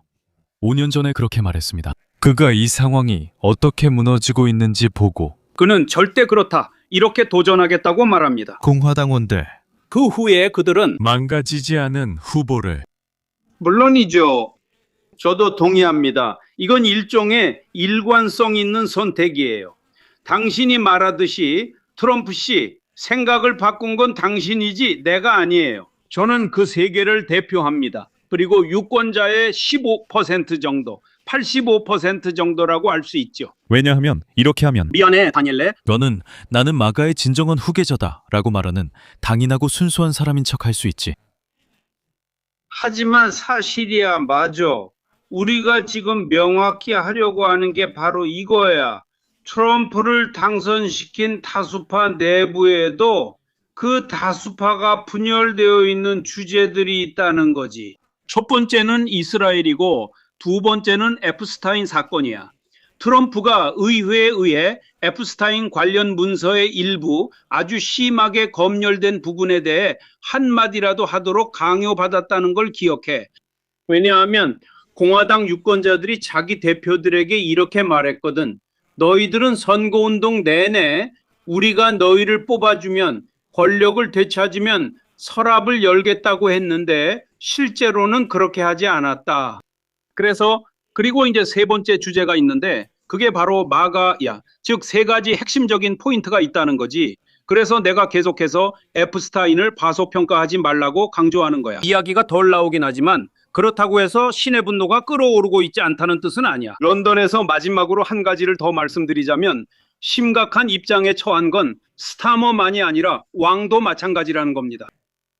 왕에 관한 이야기는 영국의 가장 뛰어난 탐사 저널리스트 중 한 명인 앤드루 라우니가 밝혀냈는데 그는 미국의 마이크 울트에 해당하는 인물입니다. 제 생각에 이 두 사람이 이 사건의 가장 뛰어난 기자입니다. 에프스타인 사건에서 라우니는 전 왕자 앤드루가 그 소녀에게 지불한 1200만 파운드가 단순히 여왕만이 준 것이 아니었다는 사실을 밝혀냈습니다. 그 소녀는 나중에 자살했습니다. 모두가 수년 동안 그렇게 생각해 왔지만 1200만 파운드 중 200만 파운드는 그가 직접 냈던 것입니다. 그러니까 현재 영국의 왕이 된 사람이 혹시 어머니가 아들의 사건을 보호해주고 있었던 건 아닌지 보게 되는 거죠. 아니야. 너는 알고 있었잖아. 그러니까 너는 에프스타인 스캔들이 엄청난 스캔들이라는 걸 알 수 있는 모든 정보를 가지고 있었고 내 생각엔 아직도 많은 사람들이 서로를 협박하고 있다고 본다. 너에게 질문이 하나 있어. 벤스의 어두운 후원자인 피터 틸은 이런 게이트들에 대해 어떤 입장이야? 피터 틸에게는 이 두 가지 사건이 팔란티어를 더 홍보하기 위한 문제들이야. 우리는 팔란티어와 관련된 이야기에서 그걸 봤지. 그 엔트로픽인가 뭔가 그리고 펜타곤과의 여러 가지 계약들 같은 거 말이야. 그러니까 피터 틸은 바로 이런 엔트로픽의 망설임을 이용할 수 있다는 거지. 우리는 바르바토와 함께한 인공지능 라이브에서 이 얘기를 했었어. 피터 틸이 벤스에게 얼마나 큰 영향을 줬어. 내가 알기로 그는 벤스의 정신적 아버지였고 피터 틸도 다양한 생각을 가지고 있어. 아무튼 내가 추천할게. 그러니까 내 생각에는 상황이 어떻게 전개되는지 이해하려면 몇 주는 기다려봐야 할 것 같아. 하지만 이 질문은 흥미로워. 솔직히 나는 생각해 본 적이 없었는데 어떤 면에서는 정말 흥미로운 것 같아. 여러분은 백악관이 단순히 역사적으로 우리가 소위 강력한 권력이라고 부를 수 있는 세력들의 최종 목적지라는 점을 상상해야 합니다. 강력한 권력은 단순히 대자본가들만이 아니라 노동조합이나 특정 행정기관들도 포함됩니다.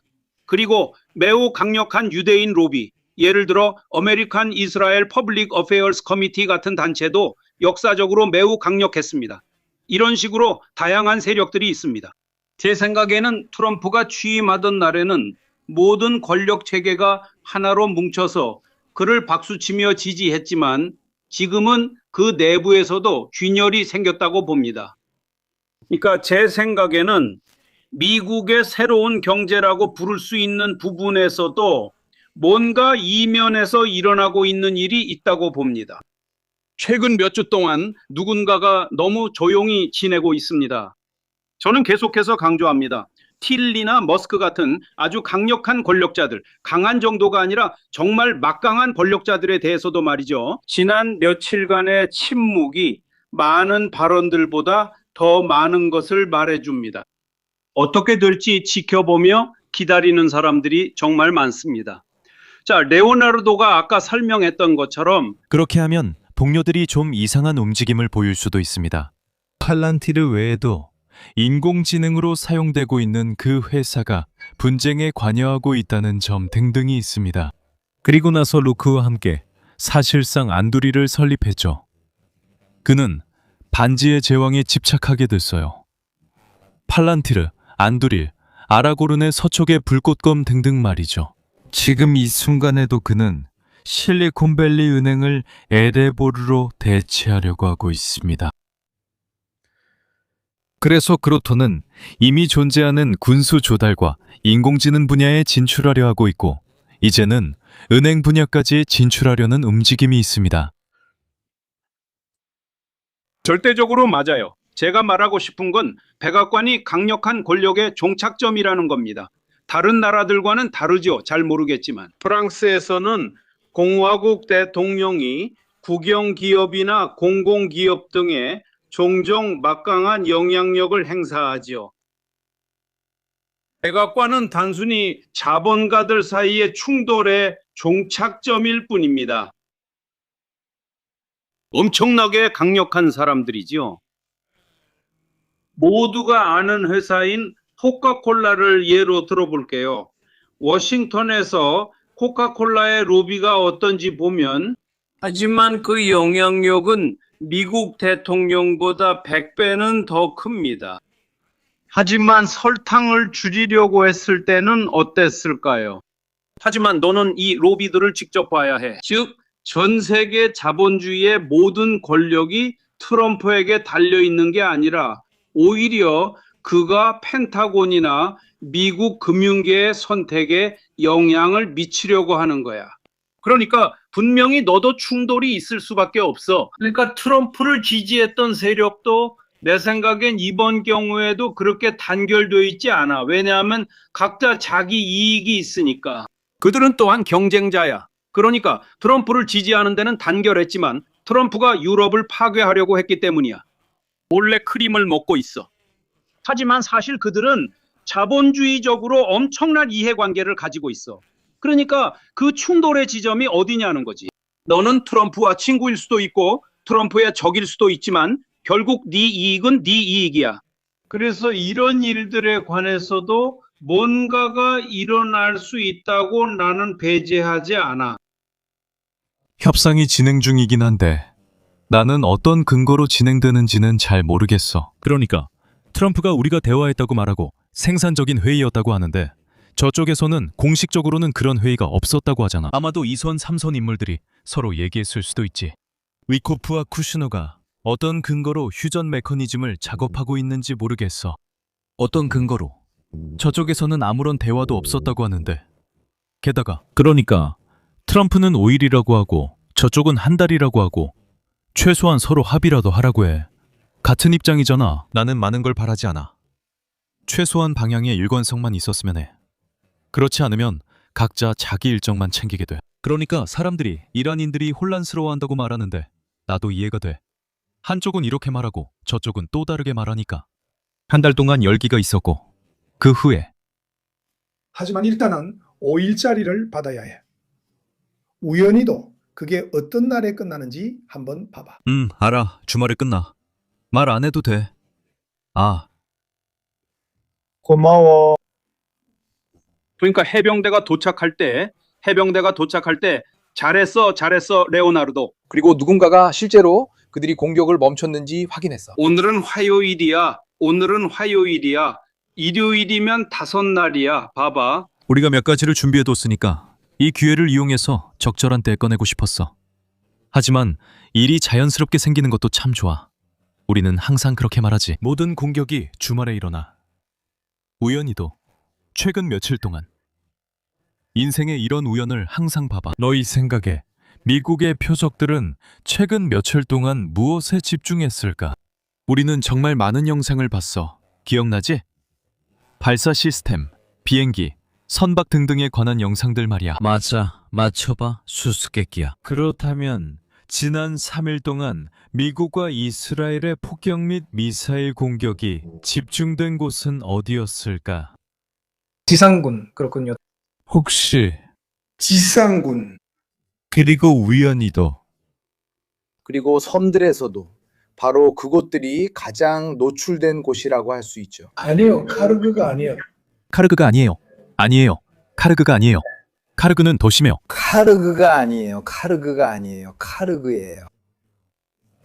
게다가 이 섬들은 이란이 점령했지만 실제로는 아랍에미리트가 영유권을 주장하고 있어요. 지난 3일간의 이런 진행 상황을 보는 게 정말 흥미롭습니다. 지대화 부대들이 타격을 받은 곳인데 이 부대들은 신속하게 개입할 수 있는 부대들이고 또 멀리 떨어진 부대들도 마찬가지입니다.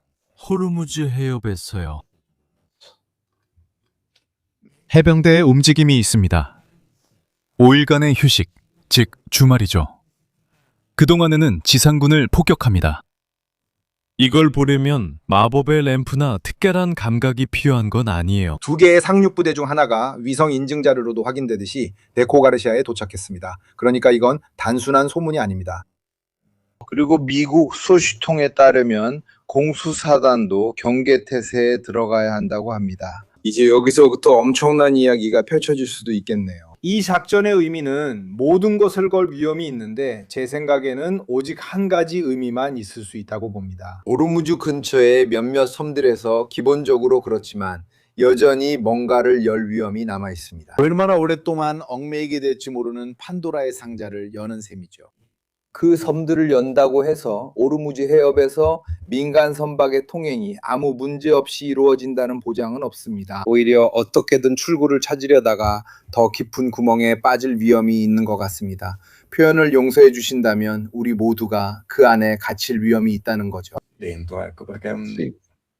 껍질이 벗겨지지 않는다. 안티 액세스와 레디니얼 버블에 대해서 모든 게 잘 된다고 해도 착륙도 잘하고 씹는 것도 완벽하게 해도 결국 디오르무스가 여전히 사정권 안에 있어. 마인 문제도 있고 드론들도 있어서 100% 안전한 보호막을 만들어서 다시 열 수는 없어. 그리고 게다가 해병대원들 자체도 해안에서 몇십 킬로미터, 때로는 그보다 더 가까운 섬에 있게 될 거야. 그러니까 안전하게 만들 생각이 아니라면 말이지. 이란 군대가 수백 킬로미터에 달하는 해안을 사용하는 것을 금지시키는 거지. 그건 아무리 트럼프가 가장 유쾌한 날이라 해도 말할 수 없는 것 같아.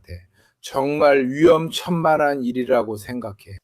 왜냐하면 해병대 부대가 섬을 점령하고 이미지를 설치하거나 대공 및 드론 방어 시스템을 설치해 공격을 예방하려고 하거든. 레이더만 있어도 상선 방어에 조금 더 도움이 되지. 하지만 지금은 다시 새로운 그리고 거대한 표적이 된 셈이야. 즉 같은 해병대원들이 심지어는 포병의 폭격을 받을 수도 있고 정말 저렴한 무기들로도 공격당할 수 있다는 거야. A10 슈퍼 호넷 같은 전투기들이 해안 바로 위에서 기관총 사격을 하는 것도 봤지. 일부 지역에서는 심지어 이런 자유를 가진 것처럼 보여. 이런 자유 말이야. 그런데 내 생각엔 이건 여전히 꽤 위험한 일인 것 같아. 왜냐하면 맨패즈, 즉 휴대용 대공 미사일의 위협은 내가 보기엔 아무리 안전한 지역이라도 완전히 무력화시킬 수는 없다고 생각하거든. 내 생각엔 차라리 그놈들 멱살을 잡고 제대로 조이는 게 더 말이 된다고 봐. 어차피 우르무즈 해협의 작은 섬들에 2,000명이 있는 것도 아니니까. 그놈들이 소란을 피우거나 드론을 쏘는 걸 막을 수도 있고 어쩌면 거기에 병력을 배치하는 것도 좋을 거야. 이란인들에게는 그저 시간 낭비일 뿐이야.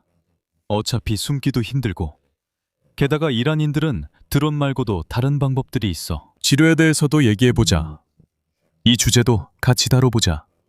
많은 추측이 있었고 월스트리트 저널 기사에서는 이미 1013개의 지뢰가 현장에 설치되어 있다고 하더라.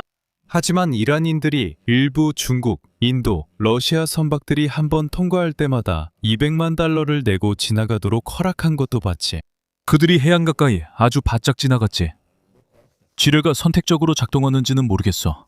내 생각엔 그럴 것 같진 않아. 내 생각엔 그 지역에 지뢰를 설치한 것 같아. 그게 바로 주요 통로야. 그러니까 그 거대한 카슈미르 섬 아래에서부터 반도까지 이어지는 통로지. 항로는 내 생각엔 우리 해안 근처를 지나가는 것 같아. 그리고 몇 안 되는 배들이 어디로 지나가는지도 분명히 보여. 그들이 한 일은 주요 항로에서 발견되는 모든 것을 무차별적으로 공격하고 기뢰를 설치한 거야. 결국 그 항로는 해협에서 가장 넓은 부분을 따라 형성된 거지.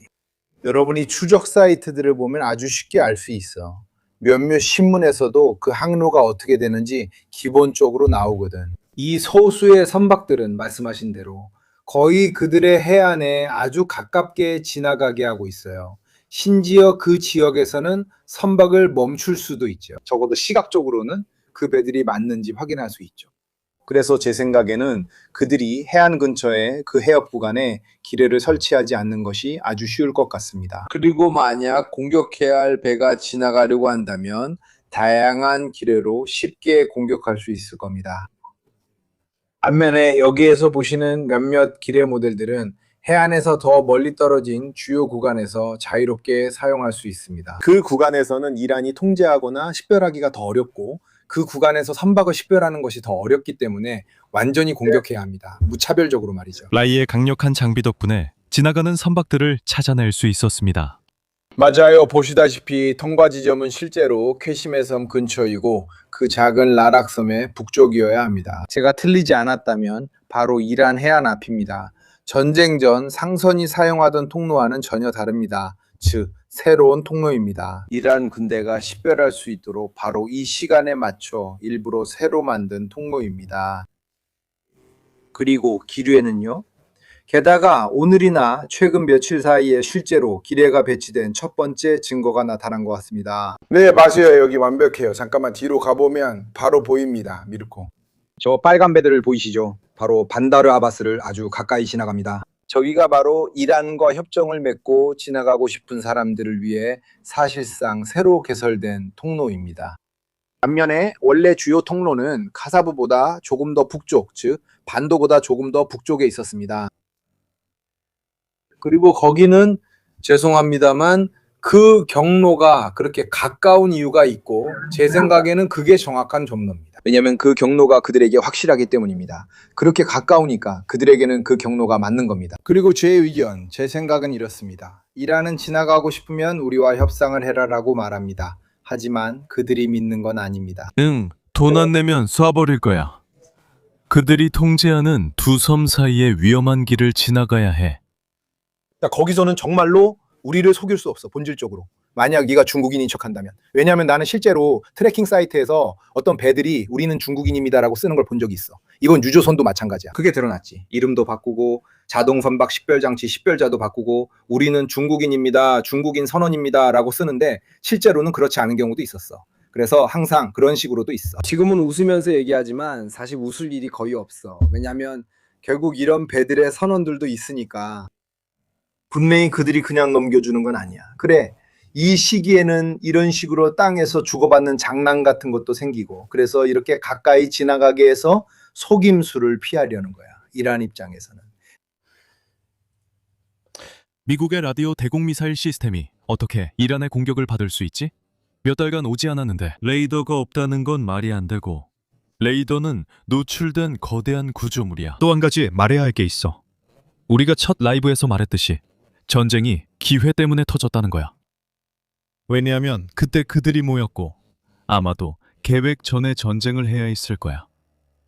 이미 비워졌고, 그러니까 이미 기초가 마련되어 있었던 거지. 어쨌든 최소 인원만 있었지만 아마도 진짜로 아무도 없었던 건 최소 인원이었기 때문일 거야. 그때는 그러니까 그 구역에 있던 것들을 안전하게 보관할 시간이 없었어. 그리고 그건 그렇게 중요한 목표도 아니야. 그러니까 수십억이 드는 타드 레이더 시스템이나 고정식 레이더를 잃는 게 훨씬 더 큰 손해지.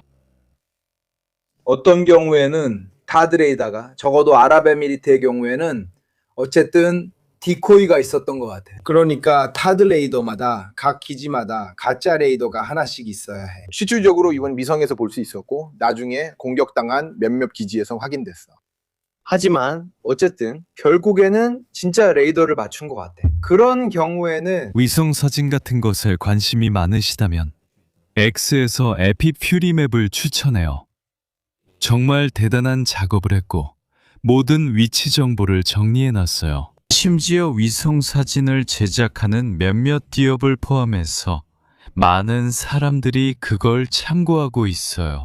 많은 사람들이 칭찬했으니까 혹시 팔로우하고 싶으시면 채팅에 링크를 올려드릴게요. 여기에는 사실상 매일 주요 사건들이 게시됩니다. 검증 기술자들이라고 할 수 있죠. 그렇게 말해봅시다. 아래로 스크롤해 보시면 보시다시피 모든 것이 위성 사진으로 되어 있습니다. 전후 비교도 있고 이란뿐만 아니라 다른 나라들도 다루고 있습니다. 여기서 여러분은 비교를 해볼 수 있습니다. 아, XYZ 기지가 공격당했구나. 여기에서 여러 번의 검증 결과를 확인할 수 있습니다. 비교해보면 할 말이 별로 없습니다. XYZ가 공격당했습니다. 여기에서 여러 번의 검증 결과를 확인할 수 있습니다. 여러분은 웨스트 센트럴 커맨드에 파괴된 영상을 볼 수 있습니다. 이것은 XYZ의 것입니다. 여러분은 여러 번의 검증 결과를 확인할 수 있습니다. 여러분 할 수 있습니다. 보시다시피 아부다비에 있는 데이터 센터도 비교를 시도하고 있습니다. XYZ의 데이터 센터가 타격을 받았는지 확인하려고 하고 여러 번의 검증과 위성 사진 그리고 영상들도 찾아볼 수 있습니다. 저는 많은 사람들이 이 일에 협력하고 있다는 것을 알았습니다. 지오로컬라이즈드와 다른 사람들도 포함해서요. 여기서 전체 이중 확인 과정이 있습니다. 여러분은 타격을 받은 곳과 비교해 볼 수 있습니다. scusa se ti interrompo, visto che 여러분은 미자르 비전 채팅에서 할 수 있습니다. 저는 며칠 전 X에서 정지당했지만 미자르 비전 프로필이 있었다는 점을 언급하고 싶습니다. 주의하세요. 여러분은 이 중국 회사를 찾을 수 있는데 이 회사는 위성 사진을 공개하고 때로는 자주 위성 사진을 공개합니다. 위성 사진뿐만 아니라 위성 사진입니다. 종종 댓글이나 사실 확인과 함께 올라옵니다. 여러분은 비교해 볼 수 있습니다. 타격을 받은 곳, 타격을 입은 곳을 볼 수 있고 이 사진들은 다시 게시되기도 했습니다. 미저비전에서 나온 것이지만 제 코멘트는 이것에 대한 것이었습니다. 즉 주의하세요. 미저비전이 원본입니다. 서양 소셜미디어 그렇게 부르자면 그리고 웨이보라는 중국 소셜미디어에도 있습니다. 아무튼 발음이 맞기를 바라고 여러분은 할 수 없습니다. 몇몇 사람들은 이미지를 다시 올리는데 괜찮아요. 좋은 정보원이에요. 하지만 조심하세요. 가끔은 가짜 계정들이 미절비전의 이미지를 가져온 척하면서 실제로는 진짜 이미지가 아닌 경우도 있습니다. 지난주에 한 이미지가 엄청나게 퍼졌는데 XYZ에 의해 촬영된 것처럼 보였지만 이란인과의 비교를 통해 반박 자료가 나왔습니다. 이번 공격은 실제였지만 이미지는 가짜였습니다. 레이더 이미지라면 구름이 보이지 않아 했습니다. 하지만 이 사례는 미서비전 스위스 공식 계정처럼 보인 계정이 이미지를 올렸다가 차단된 경우였습니다. 해당 계정이 공식이 아님이 밝혀졌기 때문입니다. 하지만 전쟁 시작 후 많은 팔로워를 보유하며 이 분야에서 가장 많이 팔로우된 계정 중 하나였습니다. X에서는 항상 컨트롤 버리피카, 교차 검증을 주의 깊게 확인해야 합니다. 비교를 해볼 수 있고 컨트롤 버리피카 계정에서 원본 게시물을 찾아볼 수 있습니다. 여러분은 할 수 있습니다. In verde ci sono gli attacchi. XYZ가 공격을 받았습니다. 여기서 컨트로버리 피카의 반박을 찾을 수 있고 비교해 볼 수 있습니다. 보시다시피 공격을 받았습니다. 크시와이시 기지는 미국의 기지고 이곳은 이스라엘의 관할 구역입니다. 여기에서 포테터와 함께 반박 자료를 찾을 수 있습니다. 비교 대상은 트럼프입니다. 우리는 작업을 하고 있지만 북서부 지역과 남부 지역에서 얼마나 많은 폭격이 있었는지 보면 누가 더 많이 투자했는지 분명히 알 수 있습니다. 그리고 이건 이스라엘인들에게 엄청난 노력입니다. 그들이 보유한 280, 300대의 전투기 중 200대 이상을 사용했다는 점을 고려하면 그렇습니다. 그리고 이란의 대응이 이스라엘을 겨냥하고 있다는 점을 주목해야 합니다. 그 대응이 다시 돌아오고 있습니다. 특히 최근에 볼 수 있습니다. 타격을 받았는지 확인하려면 교차 검증을 통해 비교해 볼 수 있습니다. 타격을 받았는지 확인하려면 교차 검증을 해보세요. 비교를 해볼 수 있습니다. 타격을 받았는지 확인하려면 교차 검증을 해보세요. 한 가지 말씀드리고 싶은 점이 있습니다. 여기서는 두 개의 다른 국가 간의 영토 분할에 대해 이야기하고 있습니다. 이들은 지역을 나누고 어느 정도의 조정도 하고 있습니다. 그런데 이 작전을 얼마나 오랫동안 준비해 왔는지 궁금합니다. 저는 모릅니다. 왜냐하면 이런 모든 작전을 계획하고 완수하는 것이 쉽지 않기 때문입니다. 충돌을 피하면서, 그러니까 서로에게 발포하는 것도 피하면서 말이죠. 동맹군이 같은 목표를 두 번 공격하지 않도록 합니다. 이런 식의 협력 작전을 얼마나 오랫동안 준비해 왔는지 궁금합니다. 왜냐하면 처음부터 엄청나게 잘 조율되어 있었거든요. 전자전, 미사일 발사, 두 나라의 공습까지 모두 포함되어 있었습니다. 이건 다음 주에 바로 준비할 수 있는 일이 아닙니다. 바로 그렇기 때문에 겹치지 않습니다. 다만 B, 스피릿2가 투입될 때만 예외입니다. 폭격기, 스트라젤리 같은 경우에는 보통 겹치는 부분이 있습니다.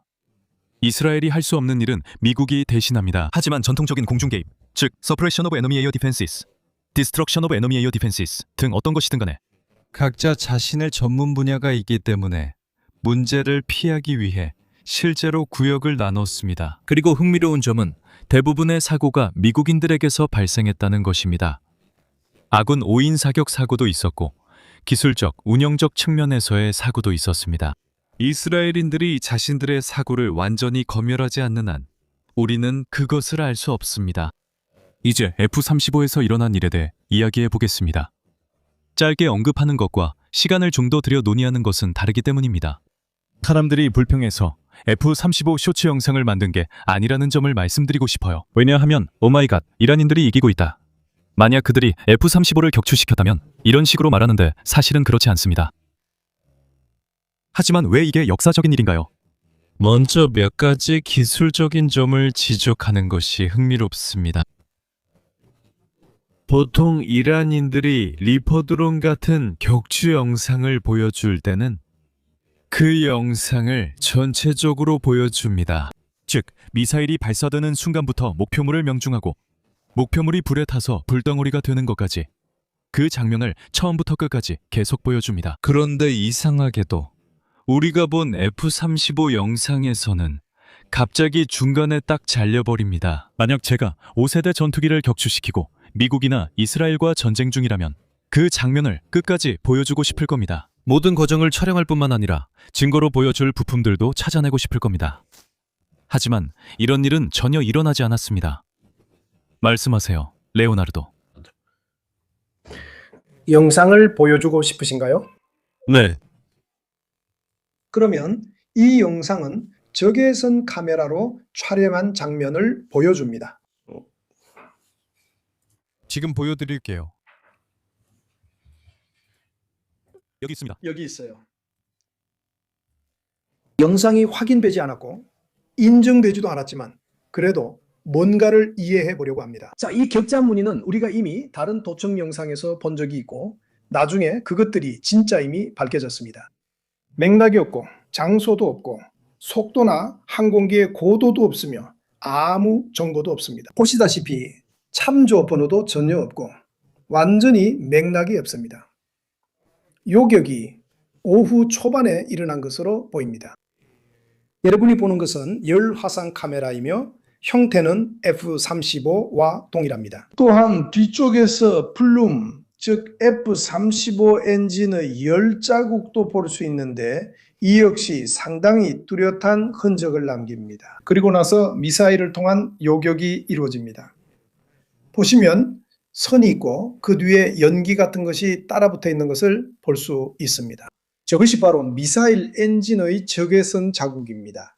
우리는 저것이 단거리 적외선 유도 지대공 미사일이라고 생각할 수 있습니다. 여기서 보시는 이 불꽃이 바로 폭발의 적외선 흔적입니다. 탄두의 적외선 흔적입니다. 확실히 파편형 탄두로 바로 배기구 부분을 타격합니다. 그래서 전형적인 적외선 유도 미사일에 의한 요격처럼 보입니다. 여기에서 엔진의 전형적인 배기구를 볼 수 있고 그 옆에 또 다른 측면 배기구가 추가된 것을 주목하세요. 그게 연료나 오일 혹은 무언가에 누출일 수도 있습니다. 실제로 여기서 뭔가가 발생한 것처럼 보입니다. 정확히 같은 격자를 가진 고전적인 영상을 보여드릴게요. 등등. 하지만 차이점을 보세요. 우리에게 영상을 보여줄 때마다 그렇습니다. 이건 드론 격추 영상입니다. 아마도 리피도 아니면 이스라엘 드론일 겁니다. 영상을 처음부터 끝까지 다 보여주는 걸 주목하세요. 표적이 맞은 후에도 계속 추적하고 불에 타서 떨어지는 모습까지 보여줍니다. 그래서 미국 측에서는 F-35 전투기가 비상 착륙해야 했다고 말하면서 우리에게는 반쯤 확인된 셈입니다. 조종사가 부상을 입었는데 이란제 무기 시스템의 파편에 의한 것으로 보입니다.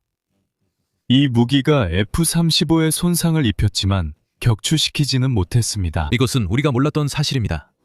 F-35는 타격에 강한 전투기입니다. 네, 맞아요. 사실 모든 현대 전투기의 후방, 즉 노즐 부분을 보면 측면이 보호되고 차폐되어 있습니다. 바로 열을 보호하기 위해 차폐된 것이죠. 놀라운 점은 F-35가 기동도 하지 않고 비행만 하며 어떤 종류의 대응책도 플레이어도 전혀 사용하지 않는다는 겁니다. 그냥 미사일을 맞는 거죠. 배기구가 차폐되어 있어서 비행기를 보호하는 데 도움이 됩니다. 역사적으로 전투기들이 파편에 의해 손상된 상태로 기지로 귀환한 적이 있습니다. A-10을 제외하고도요. 이런 일은 가끔 있었습니다. 누구에게나 일어날 수 있습니다. 그 비행기는 충격을 잘 견딥니다. 네, 그럴 수 있죠. 저희도 몰랐지만 구조를 보면 충분히 예상할 수 있습니다. 그리고 어떤 상태로 착륙했는지도 확인해 봐야 합니다. F-35가 그렇게 낮게 비행하는 게 무슨 의미가 있죠? 아마도 이 트럭들 중 하나가 어디선가 나와서 F-35를 조준하고 발사했기 때문에 조종사는 제대로 대응할 시간조차 없었을 겁니다. 조기 경보나 그런 것도 전혀 없었죠. 왜 F-35가 그렇게 낮게 그리고 조용하게 비행하고 있었을까요? 자, F-35에는 DAS라고 불리는 자가방어 시스템이 있습니다. DAS는 분산 개구 시스템입니다. 이 센서들은 360도 전방위를 감지하는 버블을 형성합니다. 아마 6개의 센서가 비행기 주변에서 일어나는 모든 일을 감지하고 접근하는 미사일을 식별하는 데 사용됩니다. 하지만 이론과 실제, 그리고 훈련장과 실제 작전 환경 사이에는 항상 차이가 있습니다. 우리가 뭘 알 수 있을까요? 만약 그 조종사가 지난 1시간 동안 50번이나 경보를 받았다면 짜증이 나서 51번째 경보는 거짓 경고라고 생각하지 않았을까요? 아니면 더 단순하게 시스템의 오작동이었거나 아니면 그냥 안심하고 있었던 걸까요? 제가 말씀드리지만 F-117이 세르비아에서 여러 가지 실수와 불운이 겹쳐 격추된 적이 있습니다. 왜 이번이 그런 경우 중 하나가 아니라고 할 수 있을까요? 그리고 또 다른 F-117도 손상되어서 수리하기에는 너무 심하게 망가져서 결국 폐기되었습니다. 그러니까 전쟁은 한 방식으로 돌아가고 사격장은 또 다른 방식으로 돌아갑니다. 이론과 실제의 차이는 아마도 시간이 좀 지나야 알 수 있을 겁니다. 하지만 이 이야기는 5세대 스텔스 전투기 또 무적이 아님을 상기시켜 줍니다. 적추나 손상, 어떤 것도 실수나 오작동으로부터도 결코 면역이 아니라는 겁니다.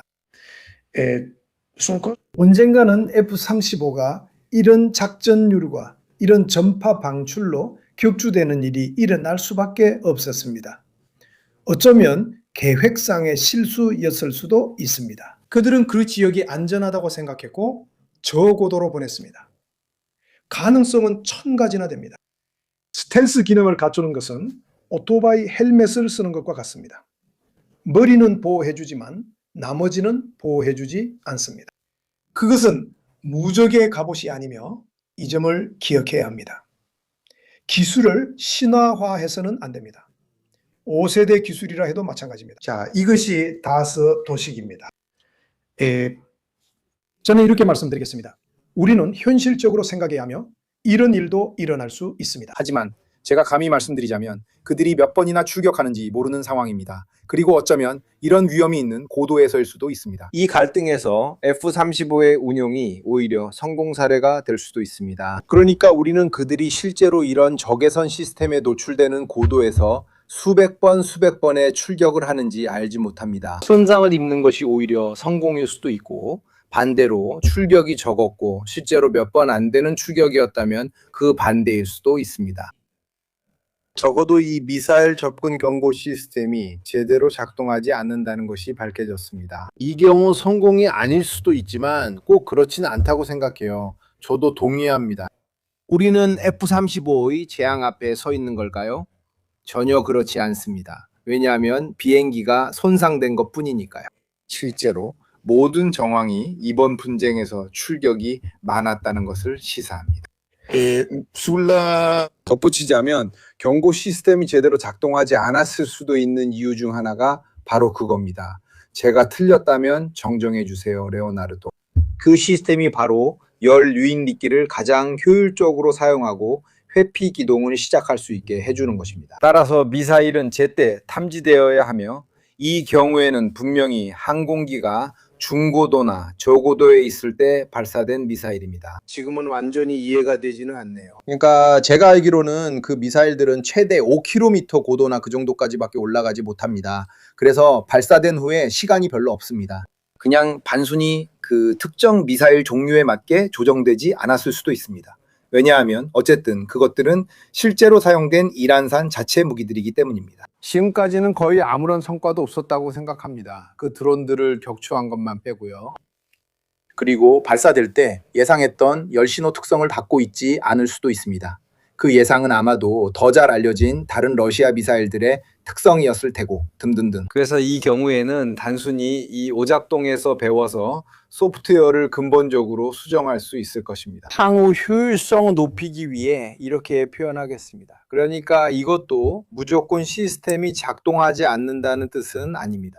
아니요, 전혀 그렇지 않습니다. 맞는 말씀입니다. 그리고 아마도 이것은 인도인들이 파키스탄이 사용하는 중국산 PL-15에 대해 가졌던 것과 같은 문제일 수도 있습니다. 그들은 그것의 적외선 신호나 레이더 신호를 인식하지 못했습니다.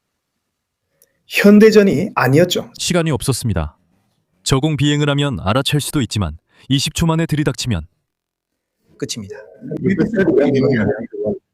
다른 점을 봅시다. 다니엘레 트럼프는 미국인들에게 도움을 요청했다가 원하지 않는다거나 필요 없다고 하거나 혼자 할 수 있다고 하면서 그들이 오지 않는다고 말합니다. 그리고 유럽인들도 마찬가지입니다. 유럽인들도 마찬가지입니다. 유럽은 끌려가기를 원하지 않고 우리는 트럼프가 위협하는 것을 보았습니다. 가스도 마찬가지입니다. 우리를 제한하지 않으려면 우리가 가스를 끊으면 그들이 어떻게 반응하는지 봅시다. 그리고 그가 유럽으로 향하던 많은 선박들이 방향을 틀어 아시아 시장으로 간 이 변화의 배경에 그가 있는지는 잘 모르겠습니다. 그렇게 하면 에드와르도와 란체라도 참여시킬 수 있겠네요. 어차피 그들은 걸프 지역 여러 나라에서 자기들의 거점을 제대로 보호하지 못했으니까요. 게다가 그들은 이 기지들이 정말로 안전을 제공하는지 아니면 문제만 일으키는지 의문을 갖고 있습니다. 왜냐하면 이 기지들이 미국의 공격을 위한 발사기지로 사용되고 있기 때문에 오히려 그들을 방어하기보다는 더 위험에 노출시키고 있기 때문입니다. 이것이 바로 유럽인들도 똑같이 하고 있는 질문이라고 생각합니다. 우리에게 다행인 것은 이란인들이 유럽을 공격할 만한 큰 능력을 가지고 있지 않다는 점입니다. 하지만 전반적으로 볼 때 미국인들이 이러한 기지들에 점점 더 의존하고 있다는 것을 우리는 알 수 있습니다. 저는 어떤 정치인이 이 사실을 아는지 모르겠습니다. 트럼프가 나토 탈퇴를 위협하며 상원 없이도 가능하고 우리가 무임승차자라고 말하기 때문입니다. 하지만 결국 트럼프에게는 이 기지들이 필요합니다.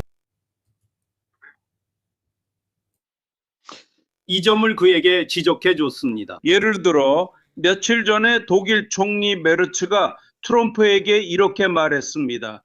당신이 우리를 모욕하고 위협하고 협박하고 우리를 원한다고 해도 소용없어요. 왜냐하면 그 관계는 거의 분열적인 태도를 보이기 때문입니다. 그러니까 이건 정말 평범한 말처럼 들릴 수 있지만 미국 대통령다운 태도는 전혀 아닙니다. 미국의 역사는 실수를 저지른 대통령들로 가득 차 있습니다. 이것은 미국 팟캐스트에서도 자주 볼 수 있는 일 중 하나입니다. 오늘 아침에도 트럼프와 부시 주니어, 부시 아들에 대한 비교를 이야기하고 있었습니다. 그는 이라크를 공격하기 전에 며칠 동안 의회에 가서 설득하려고 했습니다. 결과를 보니 차라리 설득하지 않는 게 나았던 것 같습니다. 지금 문제는 15개월 전부터 유럽인들에게 매우 심각해진 상황에 얽혀 있습니다.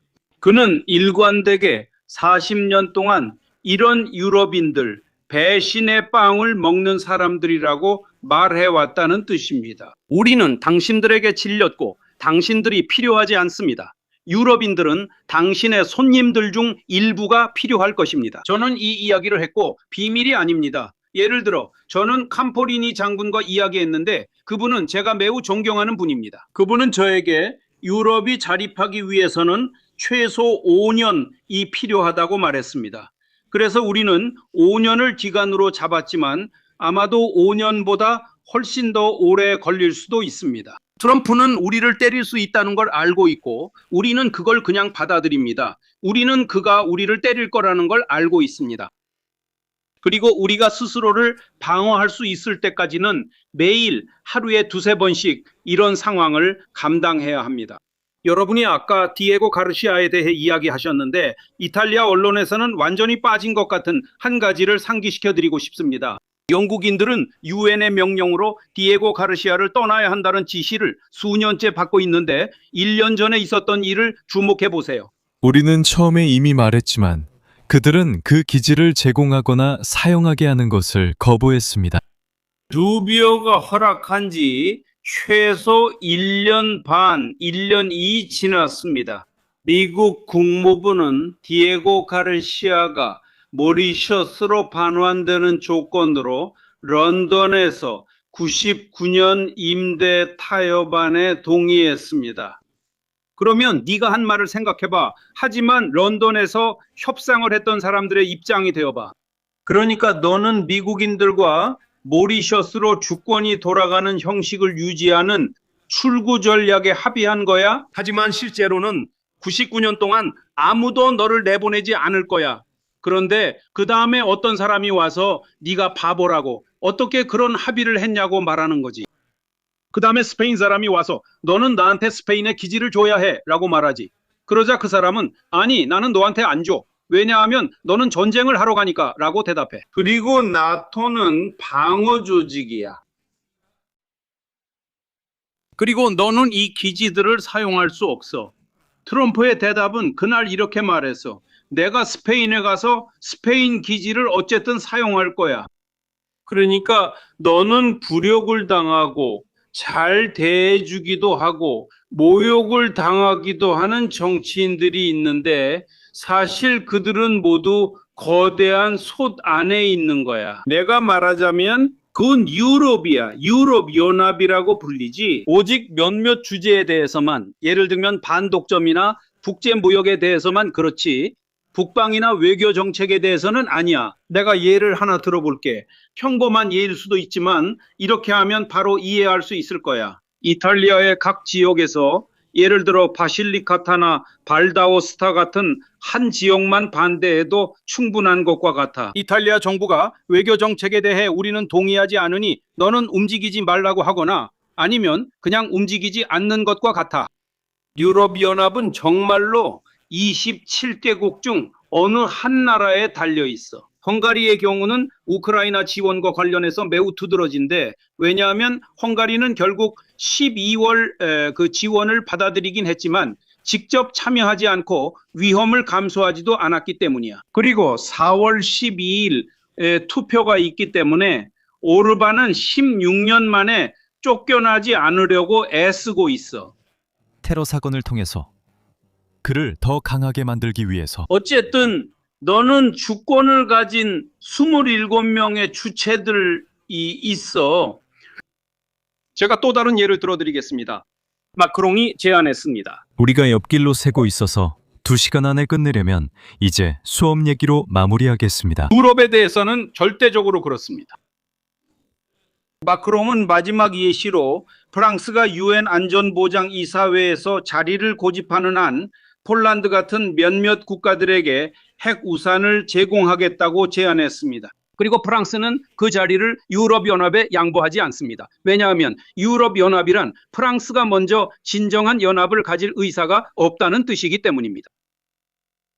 레바논에 대해서도 잠깐 이야기해보죠. 왜냐하면 이 모든 혼란 속에서 수많은 공격과 반격이 벌어지고 있기 때문입니다. 그리고 이번에는 리타니 강까지 대피하라는 명령이 내려졌다는 것도 기억해야 합니다. 제가 알기로는 심지어 그 너머까지도 말이죠. 감이 오시겠지만 네, 그렇습니다. 이 전쟁은 거의 언급되지 않고 다른 일들에 가려져 있습니다. Allora, 2주 전 파라벨룸을 보신 분들은 기억하시겠지만 저희가 바로 두 가지 전략이 있다고 말씀드렸습니다. 하나는 미국의 전략이고 하나는 이스라엘의 전략이었습니다. 제 생각에 미국의 전략은 타협점을 찾으려는 시도에 얽매여 버렸습니다. 트럼프는 정말로 타협점을 찾아야 할 필요가 있다고 생각합니다. 이란인들은 그럴 필요가 있다고 확신하지 않습니다. 네타냐후는 해결해야 할 문제가 있습니다. 가자 지구의 별, 47년간 아야톨라 정권이 이스라엘 국가의 파괴와 헤즈볼라를 최우선 목표로 삼고 있습니다. 레바논은 예전보다 훨씬 더 취약해졌지만 이제 남부 레바논에서는 환상적인 먹잇감이 되고 있습니다. 왜냐하면 이란은 자기 문제를 생각해야 하기 때문입니다. 하마스는 객관적으로 어려운 상황에 처해 있고 헤즈볼라는 결정적이지는 않지만 중요한 타격을 입었습니다. 시리아는 지난주에 그들에게 국경을 닫았습니다. 하지만 가장 중요한 점은 레바논 정치권 내에서도 일부 시아파가 이제 헤즈볼라에게 그만하라고 말했다는 것입니다. 우리는 필요하고 우리는 원합니다. 우리는 인간으로서 시아파, 수니파, 기독교인을 넘어서 레바논의 미래를 생각하고 싶습니다. 그래서 한편으로는 헤즈볼라가 매우 곤란한 상황에 처해 있고 다른 한편으로는 네타냐후에게 이것은 그의 인생의 거래입니다. 즉 그는 역사책에 남게 되는 것입니다. 그에 따르면 만약 그가 레바논 남부를 비울 수 있다면 그는 그렇게 할 것입니다. 오늘 아침에 보셨겠지만 그들은 바로 리타니 강 위에 있는 5개의 다리를 폭파시켰습니다. 당신이 보여주셨던 그곳 말입니다. 5개의 다리를 폭파한 목적이 무엇입니까? 당신이 인구를 리타니 강 북쪽으로 이동시키고 다리를 폭파하는 겁니까? 그 시점에서는 난민들이 북쪽에서 남쪽으로 돌아오는 것이 어려워집니다. 게다가 그들은 실제로 북쪽으로 가지도 않고 있습니다. 며칠 전에는 사실상 정보국 본부를 공격했습니다. 지휘본부였습니다. 군사 목표를 타격하는 것과는 별개로 어떤 방법을 쓰는지 보세요. 주변에는 민간인 주택들도 있고 이곳은 완전히 철거입니다. 정말로 그러니까 이것은 82년 갈릴리 평화작전과 비슷한 작전입니다. 제 생각에는 이 작전에서 이스라엘 주의해야 할 점은 이스라엘 여론이 거의 전부 이 작전에 동의하고 있다는 것입니다. 이스라엘은 이렇게 말합니다. 친애하는 레바논 국민 여러분, 여러분은 20년 동안 레바논 정부로서 헤즈볼라를 쫓아냈어야 했습니다. 여러분은 그럴 용기도 힘도 수단도 없었습니다. 지금 우리에게는 이스라엘이 어쨌든 고립되어 있는 이 순간이 기회입니다. 어쨌든 그 여론은 스스로 해결해야 합니다. 이렇게 말해봅시다. 미국에서도 이스라엘에 대한 비판을 포함한 분열이 일어나고 있다는 점을 과소평가하지 마세요. 미국 내에서 그 비판은 매우 강합니다. 그리고 그들을 내쫓는 것입니다. 오늘 오후에 보셨겠지만 한 장관이 있었습니다. 제 생각에는 카츠였던 것 같은데 그는 거의 이미 그들을 이타니 북쪽으로 내쫓겠다고 말했습니다. 그건 저희가 맡고 있습니다. 우리가 그들을 쫓아내는 게 아니라 헤즈볼라를 불러왔다가 쫓아낸 뒤 헤즈볼라가 다시 돌아옵니다. 이미 여기까지 왔으니 유혹이 큽니다. 그리고 나서 정말 끔찍한 전선이 있는데 그게 바로 요르단강 서안입니다. 요르단강 서안에서는 팔레스타인인들을 상대로 모든 종류의 민간인에 의한 전쟁 범죄가 일어나고 있습니다.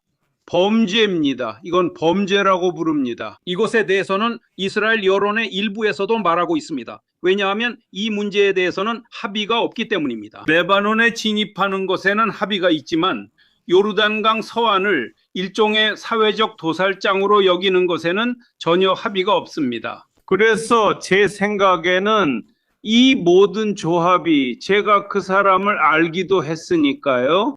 저는 네타냐후가 이스라엘 대사였을 때 2시간 동안 단둘이 만난 적이 있습니다. 국내적으로는 절대 과소평가해서는 안 될 인물입니다. 제 생각에 그에게는 인생의 기회입니다. 제 생각에 그는 이란 정권이 어떻게 끝나는지에는 관심이 없습니다. 하지만 그는 좋아, 내가 가자에서 한 방 먹였다고 말하는 데 관심이 있습니다. 그는 항상 이스라엘의 안전을 보장하는 사람이었고 그 대가를 치르더라도 그 원칙을 지켜왔다는 이미지를 스스로 배신한 셈이 되었습니다. 가장 반동적인 우파가 헌법을 위반하고 있습니다. 기회만 있으면 이 문제를 끝내려고 시도하고 있습니다. 여기서도 시도하고 있습니다. 저는 이 사건도 앞으로 꽤 오래 갈 것 같다는 인상을 받았습니다. 그러니까 휴식도 없고 해결책도 없습니다. 그리고 바로 그 이유는 레바논 사회, 심지어 시아파 일부도 한계에 다다랐기 때문입니다. 여러분께 말씀드리자면 오늘 아침 레바논 정부가 이란 대사와 레바논 내 이란 정보 요원 및 관리 수십 명을 추방했습니다. 그러니까 레바논에는 헤즈볼라뿐만 아니라 이란인들까지도 몰아내고자 하는 정치적 의지가 있지만 정치적 힘이 부족합니다. 즉 그들의 대안은 새로운 내전을 겪는 것뿐입니다. 그리고 그들은 내전을 겪는 것과 자신들이 해결하지도 못하고 감당하지도 못하는 문제의 해법을 네타냐후에게 넘겨주는 위험 사이에서 고민하고 있습니다. 좋습니다, 여러분. 며칠 후에 다시 돌아와서 우크라이나 전쟁에 대한 소식을 전해드리겠습니다. 아마도 27일쯤이 될 것 같습니다. 게다가 이 모든 혼란 속에서 우크라이나인들은 발트해에서 하루에 100만 배럴이 넘는 석유를 운송하던 러시아 시스템을 공격했습니다. 그래서 이것도 위기를 더욱 심화시키고 있습니다. 왜냐하면 우크라이나는 러시아가 이번 위기로부터 얻을 수 있는 이익을 줄이려고 하고 있기 때문입니다. 최근 가격 상승을 감안하면 더욱 그렇죠. 저는 오늘의 모든 게스트인 레오나르도 란차라, 에두아르도 폰타나, 다니엘레 모로에게 감사드리며 별일 없으면 27일에 다시 뵙겠습니다. 좋은 밤 되세요. 모두 안녕히 계세요.